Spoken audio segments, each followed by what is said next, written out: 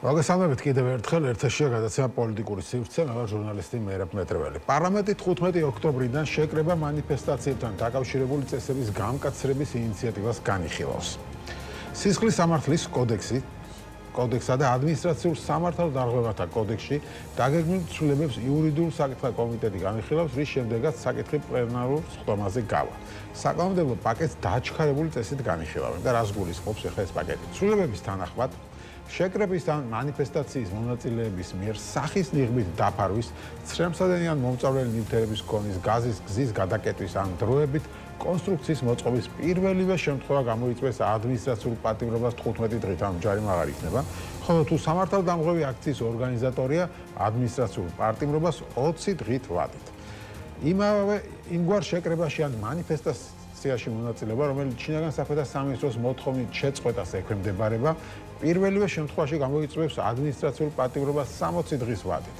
ასევე 60 დღემდე ვადით ადმინისტრაციული პატიმრობა შეეფარდება პირს, რომელიც შეკრებისას იქონიებს იარაღს, პიროტექნიკას ან ისეთ საგანს, რომელიც გამოიყენება სხვა პირთა სიცოცხლისა და ჯანმრთელობისთვის ზიანის მისაყენებლად.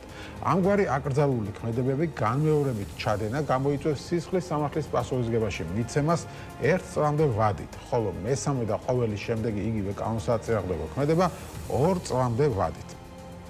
გარდა ამისა, სისხლის სამართლის კოდექსს ემატება ახალი მუხლი, რომელთაც სისხლის სამართლებრივი პასუხისმგებლობა დაეკისრება იმ პირს, რომელიც სამართალდამცავი ორგანოს თანამშრომელს მესამედ მიაყენებს შეურაცხყოფას ან მის კანონიერ განკარგულებას არ დაემორჩილება. საკანონმდებლო პაკეტის ავტორი და ინიციატორები ქართული ოცნების დეპუტატები არიან. თუმცა ეს არ არის ყველაფერი. ეს ეხება პროტესტის მიმართულებით კანონმდებლობის გამკაცრებას კიდევ ერთხელ უკვე მე რამდენად. ხო, გვახსოვს, რომ ჯარიმები გაზარდეს, თუმცა როგორც ჩანს ამან მათი სასურველი შედეგი არ გამოიღო, ეხლა კიდე აპირებენ რომ სისხლის სამართლებრივი დევნა დაიწყონ იმ ხალხზე, ვინც ამ კანონებს დააღვევს. ქართული ოცნების ინიციატივის ცვლილებები საქართველოს კიდევ ერთი ცვლილებები შედის საქართველოს საკონსტიტუციო სამართლის შესახებ ორგანულ კანონში. მოქალაქეთა პოლიტიკური გაერთიანებების შესახებ ორგანულ კანონში, საარჩევნო კოდექსსა და სისხლის სამართლის კოდექსში. აღნიშნულ კანონებში დაგეგმილ ცვლილებებს ხვალ იურიდიულ საკითხთა კომიტეტი განიხილავს. საკანონმდებლო პაკეტის მიხედვით კონსტიტუციის დამღვრევ პოლიტიკურ პარტიასთან დაკავშირებულ პირებს პასიური საარჩევნო უფლება აეკრძალებათ. ისინი ვეღარ იყრიან კენჭს საპარლამენტო თუ ადგილობრივი თვითმმართველობის არჩევნებში. მათ ნებისმიერი პარტიის წევრობა აეკრძალებათ და ასეთი პირების მიერ ახალი პარტიის შექმნა დაუშვებელი იქნება. ასევე ვერ დაიკავებენ უმაღლეს თანამდებობას და ვერ გახდებიან კონსტიტუციით გათვალისწინებული ორგანოს ხელმძღვანელები. გარდა ამისა, მოქმედა პარტიებმა პოლიტიკურ საქმიანობას ჩამოშორებული პირები მათ რიგებში არ უნდა გააწევრიანონ და პარტიულ სიებში არ უნდა წარადგინონ. წინააღმდეგ შემთხვევაში მათი რეგისტრაციის გაუქმების საკითხიც დადგება. იმ შემთხვევაში, თუ პოლიტიკური პარტიები მათ რიგებში ისეთ პირს მიიღებენ, რომელსაც პარტიის წევრობა აკრძალული აქვს, ეს პარტიის სისხლის სამართლებრივი წესით დაჯარიმებას გამოიწვევსო, ნათქვამია ამ ინიციატივაში, ანუ რომ ახსნათ მარტივად რაზე არის საუბარი. ოცნება ამბობს, რომ მე ხა საკონსტიტუციო სამართლოს მიმართავ და რომელი პარტიის აკრძალვაც მინდა ავაკრძალინებ ამ პარტიას, სარჩელებს უკვე ვამზადებთ, რომ მოგვახსენა პრემიერ-მინისტრმა და პაპუაშვილმა, ანუ აკრძალავენ როგორც ამბობენ ნაციონალურ მოძრაობას, ლელოს, გახარიას, ახლებს და ასე შემდეგ. ყველა პარტიას, რომელსაც ისინი მიიჩნევენ საჭიროდ და უნდა აიკრძალოს. და შემდეგ იმ ადამიანებს, ვინც ამ პარტიაში არიან, რომ არ კონდეთ უფლება ახალი პარტია დააფუძნონ, ან სხვა პარტიაში გაწევრიანდნენ, მათ საერთოდ პოლიტიკურ საქმიანობას უკვე ამ კანონით აუკრძალავენ და ყველა პარტიას ექნება აკრძალული, მათ გაეკაროს. ანუ ადამიანებს პოლიტიკურ საქმიანობას აუკრძალავენ, იმათ, ვისაც თავად გადაწყვეტენ. ამ შემთხვევაში საკონსტიტუციო სამართლო გადაწყვეტს, მაგრამ ეს საკონსტიტუციო სამართლო ვისი არის ვიცით. ვახუშტი მენაბდე, მოძრაობა სოციალურ-დემოკრატიის ერთ-ერთი ლიდერი, კონსტიტუციონალისტი არის ჩვენი სტუმარი და მასთან პირველ რიგში როგორც კონსტიტუციონალისტთან ისე დავიწყებ საუბარს. მოგესალმებით. ვახუშტი და ჯერ ამაზე გითხარი შვედი გასახვიდა. მე გადავიდოდ პოლიტიკურ საკითხებზე და თქვენს ამ მოძრაობას და მის გეგმებს. ესე იგი, მე იმაზე მეცინება, რომ სულ ამბობს, რომ ლიდერები არ აკვავს და მე ჟურნალისტები სულ მაინც დაჟინებით ლიდერი ესეც არ გვაქვს ხოლმე და შენ არ ვიცი რაზე გეცინება. მაყურებელს რო აუხსნათ. მე ამ ინიციატივაზე მეცინებ. მაყურებელს რო აუხსნათ, რომ სასაცილო საქმე არ აქვს და ძალიან კონკრეტულ რაღაცაზე მეცინება. გავდა იქიდან რომ წარმოიდგინეთ როგორ სიტუაციები მივედით რომ პროტესტის გასაჩერებლად ხო ხალხს დაჭერას უპირებენ. ჯარიმ ვარ გამართლა, მაგრამ ეხლა ადამიანებს აუკრძალავენ პოლიტიკურ საქმიანობას. ანუ წარმოიდგინე, ხელისუფლება ვიზეც გადაწყვეტს, პარტიას ხო აუკრძალავს და მე სხვა პარტიას არ შეიძლება და ფაქტობრივად კეთროვანად აცხადეს პოლიტიკურად და შენ თუ მიიღებ პარტიაში, მე შენ ზაგერზავავ რა. ანუ ვიღაც ადამიანზე გვეტყვის ხელისუფლება, ეს პოლიტიკოსი ვერ გახდება და შენ თუ პარტიაში მიიღებ, შენი საქმე ცუდად წავა. ხო, ნებისმიერი პოლიტიკური გაერთიანების ბედი ესეთი იქნება, თუ ისინი ამას არ დაემორჩილებიან, რაც ახლა თქვენ წარადგენთ. მე ძალიან მიჭირს უკვე ბევრი თვია, როგორც სამართლის სპეციალისტმა ისე შევაფასო ქართული ოცნების ინიციატივები, იმიტომ რომ ეს არ არის სამართლის განზომილება, ამ ინიციატივას არ აქვს სამართლის განზომილება. ის თუ მას სამართალთან რამე კავშირი აქვს მხოლოდ და მხოლოდ რეპრესიის ნაწილში. თორე სამართლიანი საზოგადოების მოწყობის ნაწილში ამას ამ ინიციატივებს არავითარი საფუძველი არ გააჩნია. ზოგადად სამართლის ამოცანა ეს არის, რომ ერთი შექმნას კონკრეტული სამართლიანი საზოგადოება, როგორც კონკრეტული საზოგადოება თulis კონკრეტული ხალხი თulis, კონკრეტული სახელმწიფო თulis, ხო? შექმნას ამ კანონები დააფუძნოს წესრიგი, რომელიც იქნება სამართლიანი და მე უკვე ვინც ამას არ დაემორჩილება, მის წინააღმდეგ მიმართოს რეპრესიული მექანიზმი. და ქართული ოცნების ინიციატივები ძალიან დიდი ხანია მხოლოდ მეორეს აკეთებს, იმიტომ რომ სამართლიანობასთან ამას არავითარი კავშირი არ აქვს. ამიტომ რა თქმა უნდა, ხა ტექნიკურად შესაძლებელია როგორც იურისტმა შეაფასო ეს კანონები, ეს ინიციატივები, სიახლეები, მაგრამ ნუ ჯერ კანონი არ ქცეულა, მაგრამ ნუ არავითარი წინააღმდეგობა არ შეხვდება. და ამას არავითარი წინასწარმეტყველის ნიჭი არ სჭირდება, ხო? მაგრამ აქ ლაპარაკი ჩვენ გვაქვს იმაზე, რომ ნებისმიერმა ადამიანმა ვინც ამას უყურებს, ხო, ამ პროცესებს, რაც საქართველოში ვითარდება, იცის რა დგას ამის უკან. ამ ინიციატივებს უკან. ახსენეთ, რომ მე-5-ია თუ სწორად მახსოვს. შეიძლება რომ მეშლება 1 პლუს მინუს, მაგრამ მე მგონი მე-5 არის. მე-5 ტალღა ცვლილებების, საკანონმდებლობის გამკაცრების. და არც ერთ მათგანს საბოლოო ჯამში სამართლებრივი მოტივაციები არ ქონია.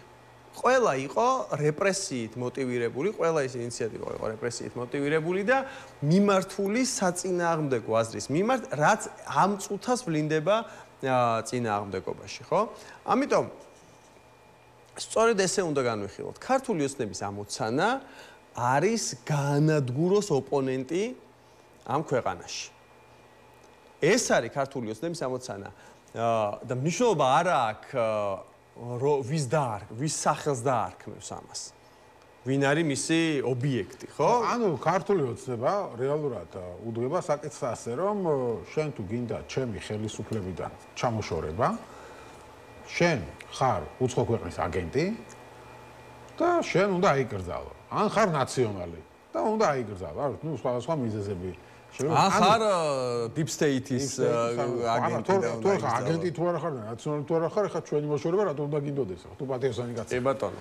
აი დაახლოებით ასე, ანუ ოპოზიციაში უნდა არსებობდეს პარტიები, მათი ლოგიკა ასე გამოდის, ვისაც უნდა უბრალოდ ხელისუფლების გაკრიტიკება, მაგრამ მათი მოშორება არ უნდა ხელისუფლებიდან.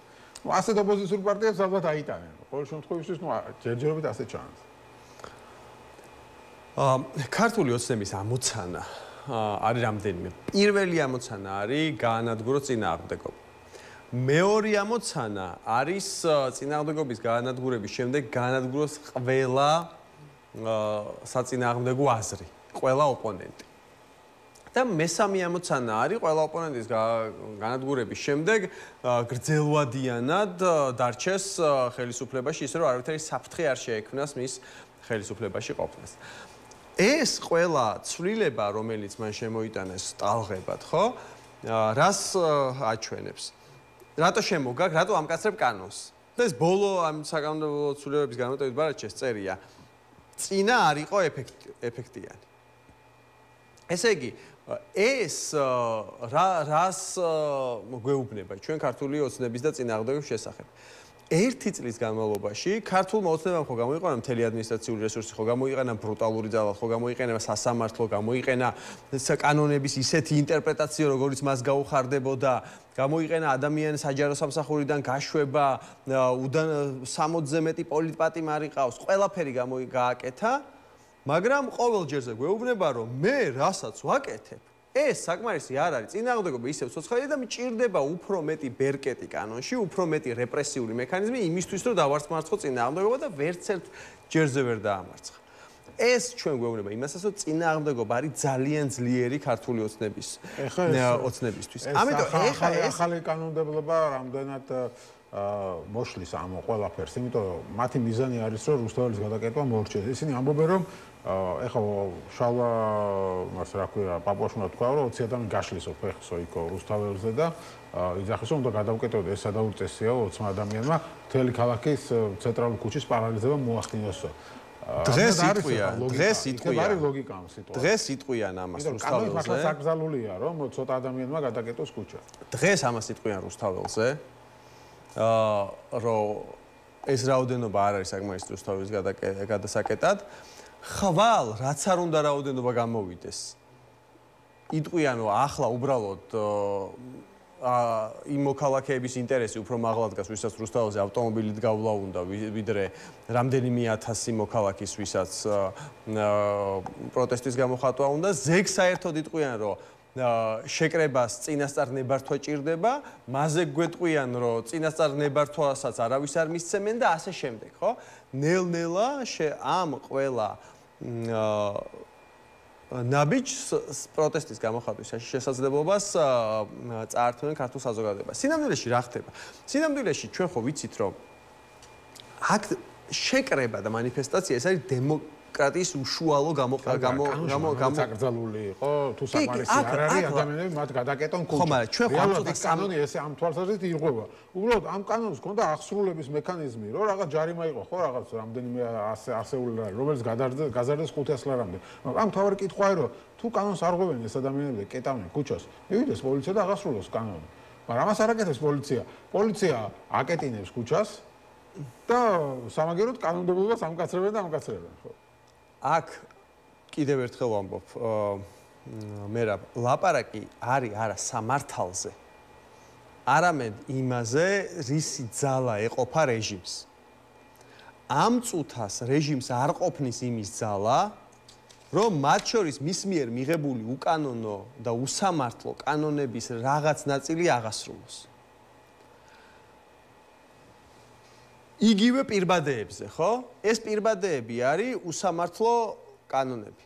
და ეს შეფასებულია მრავალი საერთაშორისო დასკვნით, არა მარტო საქართველოსთან მიმართებაში, არამედ სხვაგანაც, სადაც ეს კანონები არის მიღებული და არის რამდენიმე ქვეყანა, სადაც ესეთი კანონები აქვთ. ეს კანონები არის ადამიანის უფლებების საწინააღმდეგო.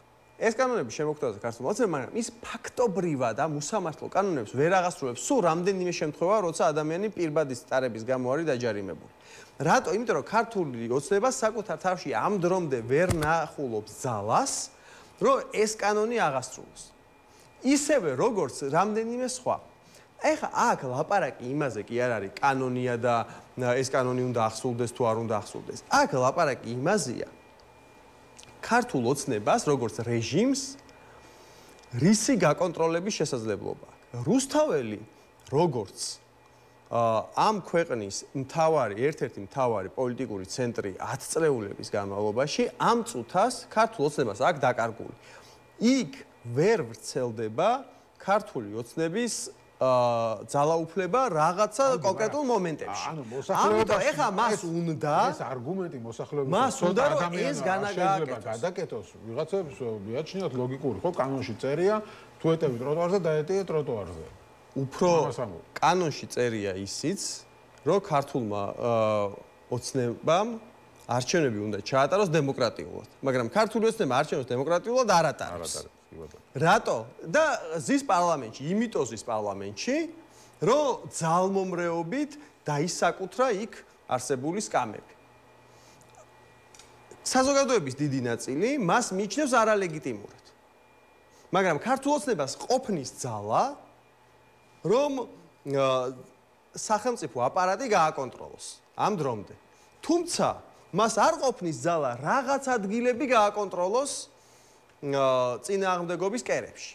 ახლა სწორედ ამაზე მიდის. სინამდვილეში ხო ამაზე მიდის ზუსტად. ანუ ჩვენ სამართლებრივი სახელმწიფოში ხო არ ვცხოვრობთ ახლა რომ სამართლებრივი სახელმწიფოს ლოგიკით განვიხილოთ ეს პროცესები. თქვენ ხო აქ იმისთვის მომიწვიეთ რომ ამას შევხედოთ არა მარტო სამართლებრივი პერსპექტივიდან, არამედ პოლიტიკური პერსპექტივიდანაც, იმიტომ რომ სამართლებრივი პერსპექტივას თუ შევხედავთ, ამას აბსურდში აღმოჩნდებით. იმიტომ რომ უკანონობების კასკადია. კი ბატონო, გასაგებია. ნუ მერე რა ხდება? თუ ამას გააკეთებს, პარტიებსაც აკრძალავს, მერე რა ხდება? როგორ წარმოგიდგენია პოლიტიკური ცხოვრების გაგრძელება? ანუ რომელ პარტიასაც უნდა იმას აკრძალავს? ქართულ ოცნებას უნდა რომ პოლიტიკა ამ ქვეყანაში აღარ არსებობდეს. ქართული ოცნების სიცოცხლის უნარიანობა თლიანად მიბმული არის პოლიტიკურ პროცესებს ამ ქვეყანაში. რაც უფრო ყოვლის მომცველი იქნება პოლიტიკური პროცესი, მით უფრო დღემოკლე იქნება ქართული ოცნების მმართველობა, რაც უფრო დასასრულისკენ წავა და შევიწროვდება პოლიტიკური პროცესი ამ ქვეყანაში, მით უფრო გაიზრდება ქართული ოცნების შესაძლებლობა მართოს უსასრულოდ ეს ქვეყანა. ამიტომ ამ პერსპექტივაში ძალიან მნიშვნელოვანი არის ზუსტად ის, რომ ჩვენ კარგად დავინახოთ ქართული ოცნების ამოცანები. ვიღაცამ შეიძლება იფიქროს, რომ აი ეხა ნაციონალური მოძრაობა მეცაც იმსახურებს, არათუ გაუქმებას, არამედ უფრო მძიმე მოქმედებებსაც, ხო? და საერთოდ არ იდარდოს ამაზე. მაგრამ ამ ადამიანების გასაკონად მინდა ვთქვა, რომ თუ ქართული ოცნება დაიწყებს აი ამ თავისი კანონის აღსრულებას, იქ მარტო ნაციონალური მოძრაობა კი არ მოყვება, არამედ მოყვება ყველა სხვა პოლიტიკური პარტია და მოყვება მე არანაირი პრობლემა არ მაქვს.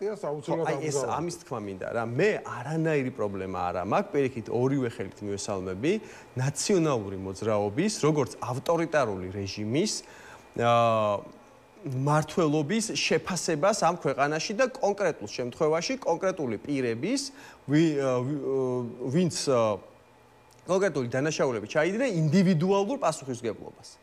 ისევე როგორც ქართულ ოცნებასთან მიმართებაში, ასევე მე აუცილებლად მიმაჩნია თუ როცა წინააღმდეგობა გაიმარჯვებს ქართული ოცნების მართლობის შეფასება და კონკრეტული პირების ინდივიდუალური პასუხისმგებლობა. მაგრამ იმის თქმა, რომ ჩვენ აი ესე წინასწარ ვიცით, რომ ამათ ავკრძალავთ, შენ რა იცი წინასწარ, კაცო, სასამართლომ უნდა იჯეროს და პარტიის აკრძალვა არის ურთულესი ტესტი. სულ რამდენიმე შემთხვევა არის, როდესაც პარტიები აიკრძალა. მაგალითად, ევროსაბჭოს ქვეყნებში. და ის შემთხვევებიც ძალიან დიდ კრიტიკას იმსახურებს.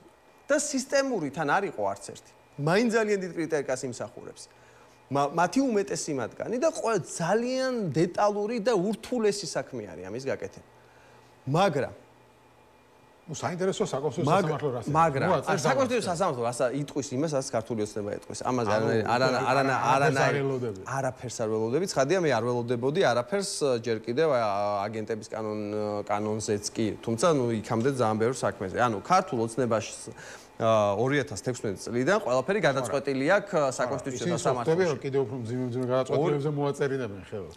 2000, მაგრამ მე ისიც ვამბობ. ისტორიაში შევლენ, რომ აი წარმოიდგინე მოსამართლე ხარ საკონსტიტუციაში და ისტორიაში შეხვა, რომ შენ მოაწერე ხელი ქვეყანაში პარტიების აკრძალვა. სულ 2-ოდე მოსამართლის იმედი შეიძლება კონდეს ქართულ ხალხს იქ, რომ ამას ხელს არ მოაწერს, თორე უმრავლესობა ამ გადაწყვეტილებას დაუჭერს თვალს და არანაირი პრობლემა მან არ ექნება. მაგრამ მე ის თქმა მინდა, რომ ქართული ოცნებასაც გამოდის და ამას რომ მე წინასწარ გეუბნებით, რომ ამათ ყველას აუკრძალავ. უკვე ამ განცხადებაში არის ჩადებული ის აზრი, რომ სასამართლოს არავინ არაფერს არ ეკითხავს ამ ურთულეს საქმეში. ამიტომ იმათი განაცხადი არის რა? იმათი განაცხადი არის ის, რომ ქართული ოცნების ამ შემთხვევაში, რომ მე ოპოზიცია უნდა გავანადგურო მე იქ ვიღაცას დანიშნავს ოპოზიციას, კაცო, მასე ოპოზიცია პუტინსაც ყავს დანიშნული, ხო?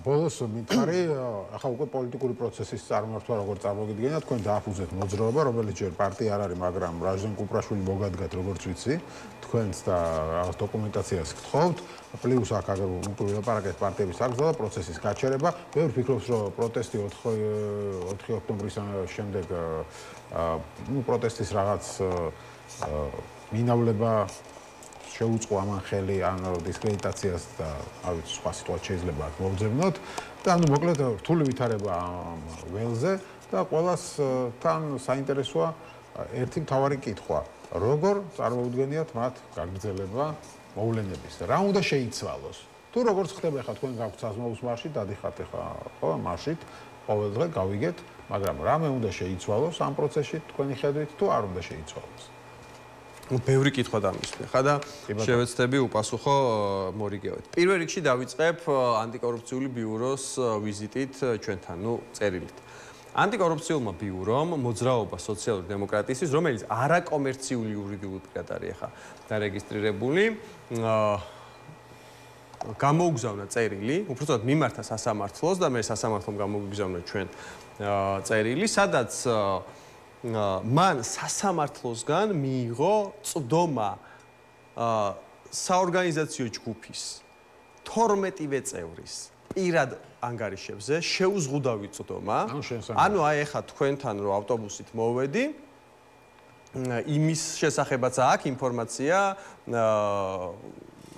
აი ამ ტიპის ფინანსური ინფორმაციაც კი ხელმისაწვდომია ხა პირადად ჩემზე და სხვა 11 ჩვენი მოძრაობის სხვა 11 წევრზე ანტიკორუფციულ ბიუროს. ასევე მოითხოვა ყველა ინფორმაცია, ყველა ფინანსური დოკუმენტი მოძრაობის დოკუმენტაციაში რაც არის. რატო? იმიტომ რომ ისინი გვეუბნებიან რომ თქვენ ხართ პოლიტიკური პარტია. უბრალოდ პოლიტიკურ პარტიასთან გათანაბრებული პირი, გაცხადებული საარჩევნო მიზნების მქონე სუბიექტი. ჩვენ წავიკითხეთ ეს კანონი და ამ კანონში, როდესაც ვარსებოდით მაშინაც. და ამ კანონში წერია, რომ გაცხადებული პოლიტიკური მიზნების მქონე სუბიექტი არის სუბიექტი, რომელიც პარტია არ არის, მაგრამ ჩვენ შემთხვევაში ესე განიმარტება, მაგრამ მას აქვს არჩევნებში მონაწილეობის სურვილი დაფიქსირებული და ხელისუფლებაში მოსვლის არჩევნების გზით.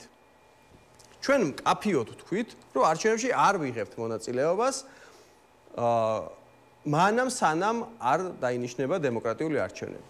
ამაზე შეიკრიბა ჩვენი საერთო კრება მიიღო გადაწყვეტილება. შეიკრიბა ჩვენი საერთო კრება იქამდე ვიმჯერეთ რომ პოლიტიკური პარტია და არ ვრეგისტრირებოდით ზუსტად იმიტომ რომ არჩევნებში მონაწილეობას არ ვიღებდით აი ამ უახლოეს მომავალში, ხო? ისინი რას გვეუბნებიან? თქვენ ხართ გაცხადებული პოლიტიკური საარჩევნო მიზნების მქონე სუბიექტი, იმდენად, რამდენადაც თქვენ ხართ ჩართული ქართული ოცნების ოპონირებაში. ანუ ეს რას ნიშნავს? ეს ხო აბსურდია. ანუ რადგან ქართულ ოცნებას აკრიტიკება? ვის ქართულ ოცნებას გააკრიტიკებ? ყველა პოლიტიკური პარტიის თანასწორ სუბიექტად უნდა ცნო, ყველა პოლიტიკური პარტიად უნდა ცნო ფაქტობრივად? ეს ხო სიგიჟია. არა, თან ინდივიდების დონეზეც. ყველას საინტერესო ეგ არის რა. და აი სანამდე მივდივართ, რომ უსამართლობა ქვეყანაში არის, ისეთი აი ჩვენს მაგალითზე.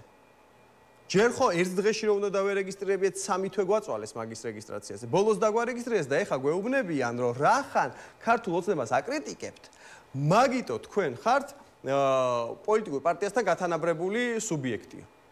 მაშინ როცა საერთო კრებას ცალკე აქვს ნათქვამი, რომ პარტია არა ვარ, ცალკე არჩევნებში არ ვიღებთ მონაწილეობას, რახანა დემოკრატიული არჩევნები არ არის და ასე შემდეგ.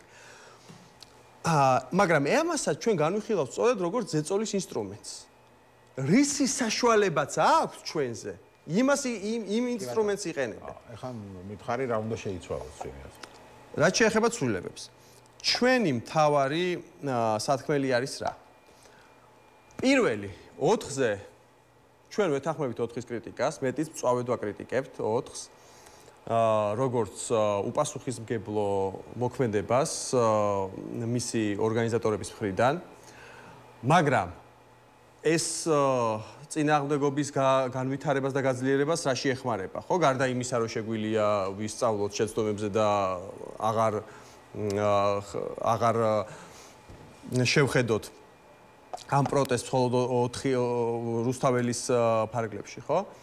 მეორე, ასევე ძალიან ბევრი ადამიანი ამბობს, რომ ჩვენ ვართ გრძელვადიან პროტესტში. ჩვენ ამასაც ვიზიარებთ, კი ბატონო, ჩვენ ვართ გრძელვადიან პროცესში და გრძელვადიან პროტესტში, მაგრამ ეს არ არის საკმარისი. ჩვენ გვჭირდება რაღაცა მესამე ნაბიჯი, მესამე საფეხური და ეს მესამე საფეხური არის წინააღმდეგობის გაფართოება, უკმაყოფილების პოლიტიზირება და საზოგადოებასთან პირისპირ საუბარი.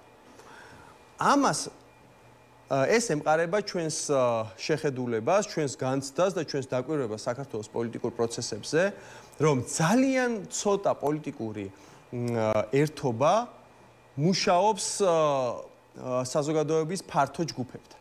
ფაქტობრივად, ან ტელევიზორში სხედან ადამიან პოლიტიკოსები და პოლიტიკური ლიდერები და მასე ლაპარაკობენ, ან მხოლოდ რუსთაველზე გადიან. ხო, ან წინასაარჩევნო და წინასაარჩევნო კამპანიისას რაც გამოიყენეს, ხო? ჩვენ ვამბობთ, რომ დიალოგი და კომუნიკაცია უნდა იყოს ყოველდღიური, უნდა იყოს პირდაპირ.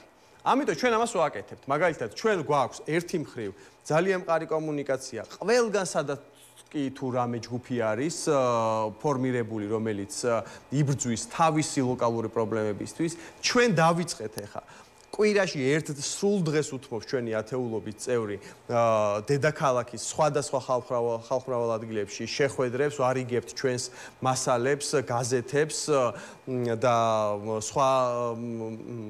სხვა ინსტრუმენტებს და ვისმენთ საზოგადოებისგან შეხედულებებს. ჩვენ მუშაობთ პროგრამაზე და უახლოეს მომავალში საზოგადოებას შევთავაზებთ პასუხებს მათთვის მნიშვნელოვან კითხვებზე და დავიწყებთ ამ საპროგრამო ხედვების პრეზენტაციას და ამგვარ დიალოგს საზოგადოების ფართო მასებთან, იმიტომ რომ ჩვენ გვწამს, რომ აი ეს ეკრანი და წარმოებული პოლარიზაცია, ხო, უნდა დაიძლიოს პირისპირ ურთიერთობით. კი ბატონო, ნახოთ რა შედეგს გამოდიოს. მადლობა დიდი, ვახუშტი მენამდე, მოძრაობა სოციალური დემოკრატიისთვის ერთ-ერთი დამფუძნებელი კონსტიტუციონალისტი იყო ჩვენი სტუმარი, ჩვენი შემდეგი სტუმარი იქნება გედემან ფოფხაძე, კოალიცია ცვლილებისთვის წევრი. მანამდე წაგიკითხავთ ერთ ინფორმაციას, გმობთ ოპოზიციის ლიდერების დაკავებებს, რომელიც არაპროპორციული იურიდიული პროცედურების შედეგად ხდება. ამის შესახებ ეუთოს მოქმედმა თავმჯდომარემ ფინეთის საგარეო საქმეთა მინისტრმა ელინა ვალტონენიმ განაცხადა. ელინა ვალტონენის თქმით, შეხვედრის ფარგლებში ასევე გააჟღერა სერიოზული საკითხები, მათ შორის საუბარი იყო შემზღუდავი კანონმდებლობის შესახებ, რომელიც სამოქალაქო საზოგადოებას მედიის წარმომადგენლებს და ჟურნალისტებს ეხება და ის საკითხები, რომელიც დემოკრატიულ მართლობას ეხება. ეუთოს თავმჯდომარის განცხადებით, საქართველოში გამოხატვისა და შეკრების თავისუფლება არის კითხვის ნიშნის ქვეშ. ეს განცხადება მან საქართველოში ვიზიტისას გააკეთა მაკა ბოჭორიშვილთან ერთად გამართული ბრიფინგის დროს. გედემან ფოფხაძე არის ჩვენს სტუმარი, როგორც იცით, გამარჯობა გედო. მადლობა გადაცემაში მობრძანებისთვის და პირველ რიგში შევაფასოთ ეს ახალი ინიციატივები საკანონმდებლო პარტიების აკრძალვა, ალბათ თქვენ შეგეხებათ, თქვენს პარტიას აკრძალავენ. ამის გარანტია შემიძლია უკვე მოგცეთ, ისეთ ეტაპზე გადავიდა და არა მარტო პარტიას აკრძალავენ, თქვენ პირადად, ეხლა კანონი შემოაქვთ, აგეგზალებათ პოლიტიკურ საქმეობა როგორც ამ პარტიის წევრს, რომ სხვა პარტიაში ვერ მოახერხოთ გაწევრიანება. თუ სხვა პარტია გაგაწევრიანებთ, მე იმასაც აკრძალავთ. მოკლედ ასეთ ვითარება და რასაპირით? არაფერს მეჩნია, რომ ჩვენ როცა ვარ ვთქვით საპარლამენტო მანდატებს უკვე ვიყავით ჩამოყალიბებულ პოზიციასთან რასთან მქონდა საქმე, შესაბამისად, როცა ხელისუფლება ყალიბდება როგორც რეჟიმი, მას უნდა დაუპირისპირდე როგორც დისიდენტი და არა როგორც პოლიტიკოსი. ხა პოლიტიკოსი ხარ მანამდე, სანამდე შენ ამის შესაძლებლობას გაძლევენ. თუ პოლიტიკოსობას აგიგზავნებენ, გახდები დისიდენტი. ეს პერიოდი გამოიარა ქართულმა საზოგადოებამ 70 წელი, ყველა ვისაც განსხვავებული აზრი ჰქონდა კომუნისტური რეჟიმისაგან, იყო პოლიტიკურად აქტიური, უბრალოდ იმხანს ერქვათ დისიდენტები და ახლა თუ ჩვენ დისიდენტების რეჟიმში გადავალთ, შეიძლება მას რაღაც რომანტიკული ქვეტექსტიც ჰქონდეს, მე სულ არა ვარ მაგას ვარ. საერთოდ არ გჭირდება პოლიტიკოსის სტატუსი, ხო? სავსებით. მოიგებ დისიდენტის სტატუსს და პრინციპში ხო, შეიძლება მართლაც ასეთი დრო დადგეს. ანუ წარმოგიდგენთ რა რაზე ვლაპარაკობთ დღეს 2025 წელს, რომ საქართველოში პოლიტიკოსები უნდა გადავიდნენ დისიდენტურ მოძრაობაში. ხა დისიდენტური მოძრაობა უნდა დაბრუნდეს ის რაც იყო საბჭოთა კავშირის დროს. ახლა როცა მოცემულობას იქმნიან და გეუბნებიან რომ პარტიის წევრი ვერ იქნება, ხო გასაგებია რომ კონსტიტუციური ეს ვერ იქნება, მოქმედი კონსტიტუცია შენ გაძლევს პარტიებში გაწევრიანების სულ თავისუფლებას. ახლა შეზღუდვა რაღაცა ნიშნით რომ შენ რომელიღაცა პარტიის წევრი იყავი მანამდე, ახლა ესე იგი თეორიულად მე რომ მოვინდომო ხალხნებაში დაბრუნება და დამაბრუნონ, ფერე ოცნება უნდა იგრძალოს, ხო? ეგრე გამოდის ოცნების კანონმდებლობა. ხო, ესე იგი მე მაგ ოცნების კარებით მაგ მხრივ ჩაკეტილი მაქვს. ნამდვილად არ ვაპირებ დაბრუნებას. ახლა ვჯელობთ როგორც აი იურიდიული კაზუსების თვალსაზრისით, ხო, ახლა პარტია, რომელიც 12 წელს მოვიდა მართლა ადამიანის უფლებების დაცვის ლოზუნგით და მე მშვენივრად მახსოვს ქართული ოცნების პროგრამა და მე რას ველაპარაკებოდი საზოგადოებას და რა განწყობა იყო მაშინ. თავარი პრეტენზიები ნაციონალურ მოძრაობის მიმართ არ იყო, თქვათ ფუნდა სოციალური საკითხები. კი, ყველა ხელისუფლების მიმართ არის პრეტენზია, რომ უფრო მეტი პენსია უნდა მიცე, უფრო მეტი სამუშაო ადგილი შექმნა, უფრო ნაკლები ფასები უნდა იყოს და ეს მუშაობს საზოგადოებაში, მაგრამ ეს არ იყო განსაზღვრული. მაშინ თავარი არგუმენტები იყო სამართლიანი სასამართლო, აპოლიტიკური ძალოვანი სტრუქტურები, ადამიანის უფლებები. ხა, როცა შენ ადამიანთა რაღაცა წრეს მარტო იმიტომ რომ ეს წრე შენ არ მოგწონს ან არ გაკმაყოფილებს ან რაღაცა დისკომფორტს გიქნის, აუგზავნო პოლიტიკურ საქმიანობას, ესე იგი მე არ დამავიწყდებ ერთხელ ბიძინა ივანიშვილმა რაღაცა საკითხზე ნებას დამთავრდა მოყვები ამას თუ ეთერის ფორმატი ამ შესაძლებლობას მოგწონს მარიხუანას კულტივაციის თემაზე იყო დავა ეგ საკითხი ყველას დაავწა რომ ბიძინა ივანიშვილი აპირებდა საქართველოში მარიხუანას პლანტაციების გაშენებას და როცა ამ თემაზე ვკამათობდით და მე ეკონომიკური და სხვა არგუმენტები ამოვწურე და შევატყვე რომ მისთვის ამას არსებითი მნიშვნელობა არ აქვს ახლა უცნედი რომ თუ შენ ეკონომიკური ზრდა და შენი ბიზნესი ქვეყანა არ ვითარდება ეკონომიკურად და ძირითადად გინდა მარიხუანად გადაფარო ეკონომიკური ზრდა ეს არის აბსოლუტურად არალოგიკური და თუ დიდ ბრიტანეთში მარიხუანას აწარმოებენ მაგრამ იქ აქვს 0 რაღაცა პროცენტი შენ გექნება 50% მეტი ყველა სოფლის მიმართ მაგარი არსებობდა საქართველოში და როცა ეს არგუმენტები ამოიწურა აბა კიდე რას მეტყვიო და მთვარე მადლი არ გექნება მეთქი რა მაგას თუ გააკეთებ თქვა აი მაგ ტერმინებით თუ ვინც ლაპარაკობს იმას პოლიტიკაში არავინ არაფერი არ ესაქმებოდა და აქ პრობლემა ის კი არა რომ ბიძინა ივანიშვილს მიაჩნია რომ მე პოლიტიკაში არ მესაქმება იმის გამო რომ მადლით ესეთ მადლის და ცოდვის კატეგორიებით საუბრობ. პრობლემა ისე რომ ის უკვე სამართლებრივ დონეზე წვითავს იმას, ვინ იქნება პოლიტიკაში და ვინ არ იქნება პოლიტიკაში. ესე იგი, მისთვის სასურველი ხარ, იქნები ოპოზიციაში. არა ხარ სასურველი ოპოზიციაშიც ვერ იქნები. ესე იგი, ოპოზიცია იქნება მთლიანად მარიონეტული და გაფორმებული ხელისუფლების მხრიდან. ივანიშვილი აღწევს ამით თავის ოცნებას, რასაც ქვია რა, რეალურად რომ არა მარტო მარიონეტული ხელისუფლება ყავდეს, არამედ რომ ყავდეს მარიონეტული ოპოზიციაც და ეს რაღაცები ბევრ ქვეყანაში ხდება, ჩემთვის მიუღებელი და საძულველია შუა აზიის ქვეყნებში ასეთი რაღაცები და ის ქვეყნები ვერ ვითარდებიან, ისინი ფეოდალიზმის დონეზე არიან დარჩენილები. მე მგონია რომ ჩვენ ამ ყველაფერს არ უნდა შეუერთდეთ და ახლა მე პოლიტიკოსი ვიქნები თუ დისიდენტი, ჩემთვის არსებითი მნიშვნელობა არ აქვს. ის რაც უსამართლოა და ბოროტია, იმას უნდა დაუპირისპირდე და იმის შესაძლებლობით, რასაც დაგიტოვებ. კი ბატონო, მაგრამ ბრძოლა როგორ უნდა გააგრძელოს? ოპოზიციამ, პროტესტმა, მithuedas 4 ოქტომბრის შემდეგ ბევრი ფიქრობს, რომ დიდი ზიანი მიაყენა ამ პროტესტს. შენ რას ფიქრობ ამ 4 ოქტომბერზე ეს ვითხარი და მე როგორ ფიქრობ, რა არის შესაძლებელი, თუ არის რამე შესაძლებელი? მე არ მინდა ჩემი პოზიციით 4 ოქტომბრის ორგანიზატორების მიმართ რაღაცა ესეთი პოზიცია დავიკავო, რომ ისინი გამოვიყვანო დამნაშავეებად იმაზე აქცენტირებით, რომ რაღაცა ორგანიზაციულად ის არ გაკეთდა, როგორც საჭირო იყო. გზავნილები შეიძლება სხვანაირი უნდა ყოფილიყო, მოლოდინი სხვანაირი შექმნილიყო, მაგრამ ამაზე აქცენტირება უსამართლოა ჩემი მხრიდან რა, როცა იქით ამ ხარი არის ბოროტი და უსამართლო და ძალადობრივი, მე ამ შემთხვევაში ხელი გავიშვირო იმ ადამიანების მიმართ, რომლებიც ციხეში იმყოფებიან და რომელთა სურვილიც თანხმედრაში იყო ყველა იმ ადამიანის სურვილთან, ვინც იქ შეიკრიბა. ჩვენ ეკობახიძის ფრაზის იმას ფორმულირებას გამოვიყენებ, ჩვენ მორალურად იმ ადამიანებთან ერთად ვიყავით. იქ ორგანიზაციულად როგორ თქვენ ზიარებთ პასუხისმგებლობასო? მორალურს კი. ყველაფერზე რაც მოხდა. მორალურს კი, ახლა იქ რაც მოხდა უშუალოდ პრეზიდენტის სასახლესთან. მე მაგაზე მე რა ძალიან კარგად მესმის, რომ რეჟიმი პროვოცირებას უკეთებს ადამიანებს მათ შორის რაღაცა აგრესიაზე და იქ მოხრეხნეს თუ არა ჭიშკარი ფსიქოლოგიებში, ადამიანების ფსიქოლოგიაში ჭიშკრები უკვე მოხრახნეს მაგათ, მაგრამ აი როცა 1799 წლის რევოლუციაზე საფრანგეთში ვსაუბრობთ, არ შეიძლება თქვა, რომ ის ადამიანები, ვინც შეიჭრნენ ბასტილიანში, ისინი იყვნენ დამნაშავეები. დამნაშავე იყო ლუი მე-16 და არა იმდენად მე-16, რამდენად მე-14, რომელიც იძახდა, რომ სახელმწიფო მევარო. აი იმათმა შექმნეს საზოგადოების ცნობიერებაში ის, რომ უნდა დაინგრეს დანაშაულებრივი რაღაც ბოროტების წყარო, დანაშაულებრივი შენობა, რომელიცგანაც ეს რაღაცა წყარო გამოდის და ადამიანების ცნობიერებაში თუ ეს ჩნდება, მე რა თქმა უნდა ძალადობას ზოგადად ვერ გავამართლებ, იმიტომ რომ პირიქით გამოვდივარ ჩვენ ძალადობის წინააღმდეგ, სახელმწიფო ძალადობის წინააღმდეგ, რომელიც შობს ამ აგრესიას. ოღონდ თუ იქნება ქვეყანაში სამართლებრივი სახელმწიფო, იქ ძალადობა არათუ არ იქნება ამისი ცნობიერებაშიც არ იქნება ამის ასახვა. ძალიან ბევრი უსამართლობა. ახლა ამ უსამართლობას ადამიანმა როგორ უნდა შეხედოს? ახლა აი გეუბნებიან პარტიებს გავაუქმებთ. ეს ხო მარტო ჩემ პოლიტიკაში ყოფნა არ ყოფნაზე და ვიღაც პოლიტიკაში საოცარ ვითარება იქნება ქვეყანაში. პარტიებს გავაუქმებ მარტო იმაზე კი არ არის. პერსონებს გავაუქმებ პოლიტიკაში. ანუ პარტიებსაც გავაუქმებ და იმ პარტიის წევრებს, მაგალითად გედი ფოფხაძეს მე გადავწყვეტ, აქ უფლება პოლიტიკაში მონაწილეობს, თუ არა აქვს, სახელმწიფო გვეუბნება, სახელმწიფო გვეუბნება. თავისას მიაღწია. და იმ პარტიას ვის გედის მიიღებს.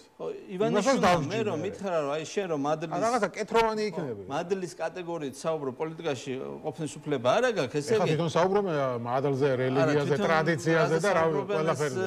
ჩემთვის ასაცილოც აღარ არის, იმიტომ რომ რაღაცა უნდა გეკუთვნოდეს, უნდა შენდგან ბუნებრივი უნდა იყოს ის რაზეც ლაპარაკობ და ტრადიციებზე და რეალურად ადამიანები, რომლებსაც აქ ერთადერთი თვითმიზანი რო იყვნენ ხელისუფლებაში და ეს ქვეყანა ჯიბეში ჩაიდონ და მოირგონ თავის თავზე, ამ ადამიანების მხრიდან ყველანაირი ღირებულებების საუბარი არის სპეკულაცია. და ხო გასაგებია, რასაც აკეთებენ ახლა ესეთი კანონი ახლა ხვალ რო ქართული ოცნება აიგრძალება და მაგენი ციხეში წავლენ, მე ხوار უნდა იწვანონ მაგის გამო ამ დროში რატო ჩავარდითო. სამართლებრივი გარემო რატოა საჭირო? რომ ხელისუფლებები იცვლებოდეს, მაშინ სააკაშვილიც აგვიგზავნებდა პარტიას.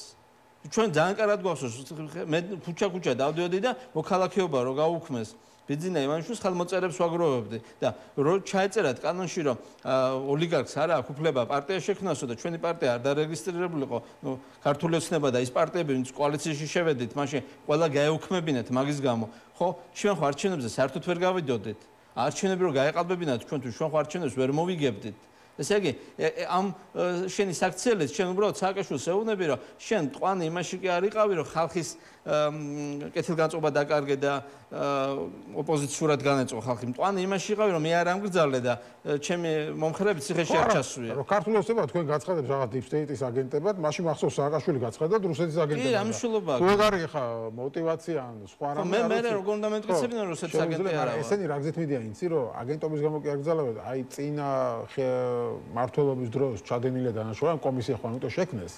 შემართალი არის ხავი კომისი იმ ხელისუფლების წევრი და პირიქით ოპოზიციაში იყავი, მაგრამ ეხლა ყველა ვინც ამ პარტიასთან თანამშრომლობს, ის ხელისუფლების დროს ჩაიდან დაშაული. ყველანი ასაკრძალეს. მუსიძე უადო მოსამართლე უნდა იყოს, ჩინჩალაძე უადო მოსამართლე. მე პარტიაში რო ვიყო, სადმე მის უფლება არა მაგდან, ნო მე რა აქ უსამართლობაზეც არაა საუბარი. ახლა მე ხო მახსოვს 7 ნოემბრის მერე ჩვენ რომ საპრეზიდენტო არჩევნებისთვის ვემზადებოდით და მაშინაც უბანზე ვიყავი წარმომადგენელი ფეხზე ვიდექი და სიცივეში ვიცავდი ოპოზიციის ხმებს. აი მაშინ კალაძე გამოდიოდა და დიდ ამბებს უმღეროდა მიშა სააკაშვილის, ბიძინა ივანიშვილის გულშემატკივრები, აი ბაკურიანი თქვათ, იმიტომ წავაგეთ, რომ ბიძინა ივანიშვილის ოფის რეზიდენციის დაცვა უერთი შედგა სააკაშვილის გუნდს და მათი ხმების ხარჯზე. ივანიშვილი ძალიან აქტიურად უჭერდა მაგ არჩევნებში სააკაშვილს. მაშინ მოდი ეს ხალხიც აგძალოთ, ახლა მე 9 წელი არ ყოფილი ვარ.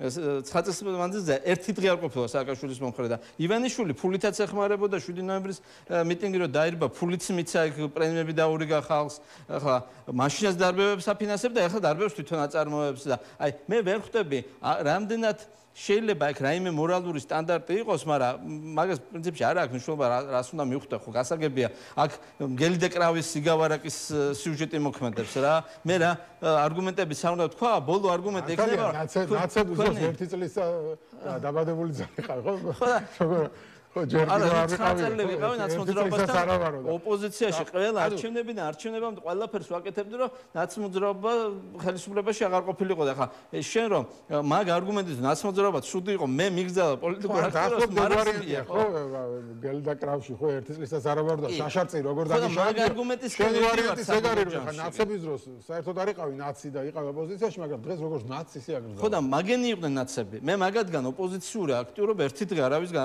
პაპუაშვილი ოპოზიციაში თუ ყობახიძე ახსოვს ვინმეს ოპოზიციაში თუ მამუკამდინარაძე ახსოვს ვინმეს ოპოზიციაში ნახევარზე მეტი გადახმა ანტონო ბულაშვილი იყო მაშინ ესე ანტონო ბულაშვილს აგუბლება რომ პოლიტიკურად აქტიურობს და მე არა მაგ კანონს მიხედვით პოლიტიკური აქტიურობის უფლება და მაგ ნიუანსებს თავი დავანებთ მოსამართლეები და პროკურორები რომლებიც გადაიბარეს ნაცმოძრაობიდან ხა ჩინჩალაძე მურუსიძე გრიტიშვილი ხა ესენი უვადო მოსამართლეები არიან და მე პოლიტიკური საქმიანობა მეგზალება რა და ხა ბიძინა ივანიშვილის ხათრით სხვა საქმიანობას ვერ დავიწყებ და არ დავიწყებ.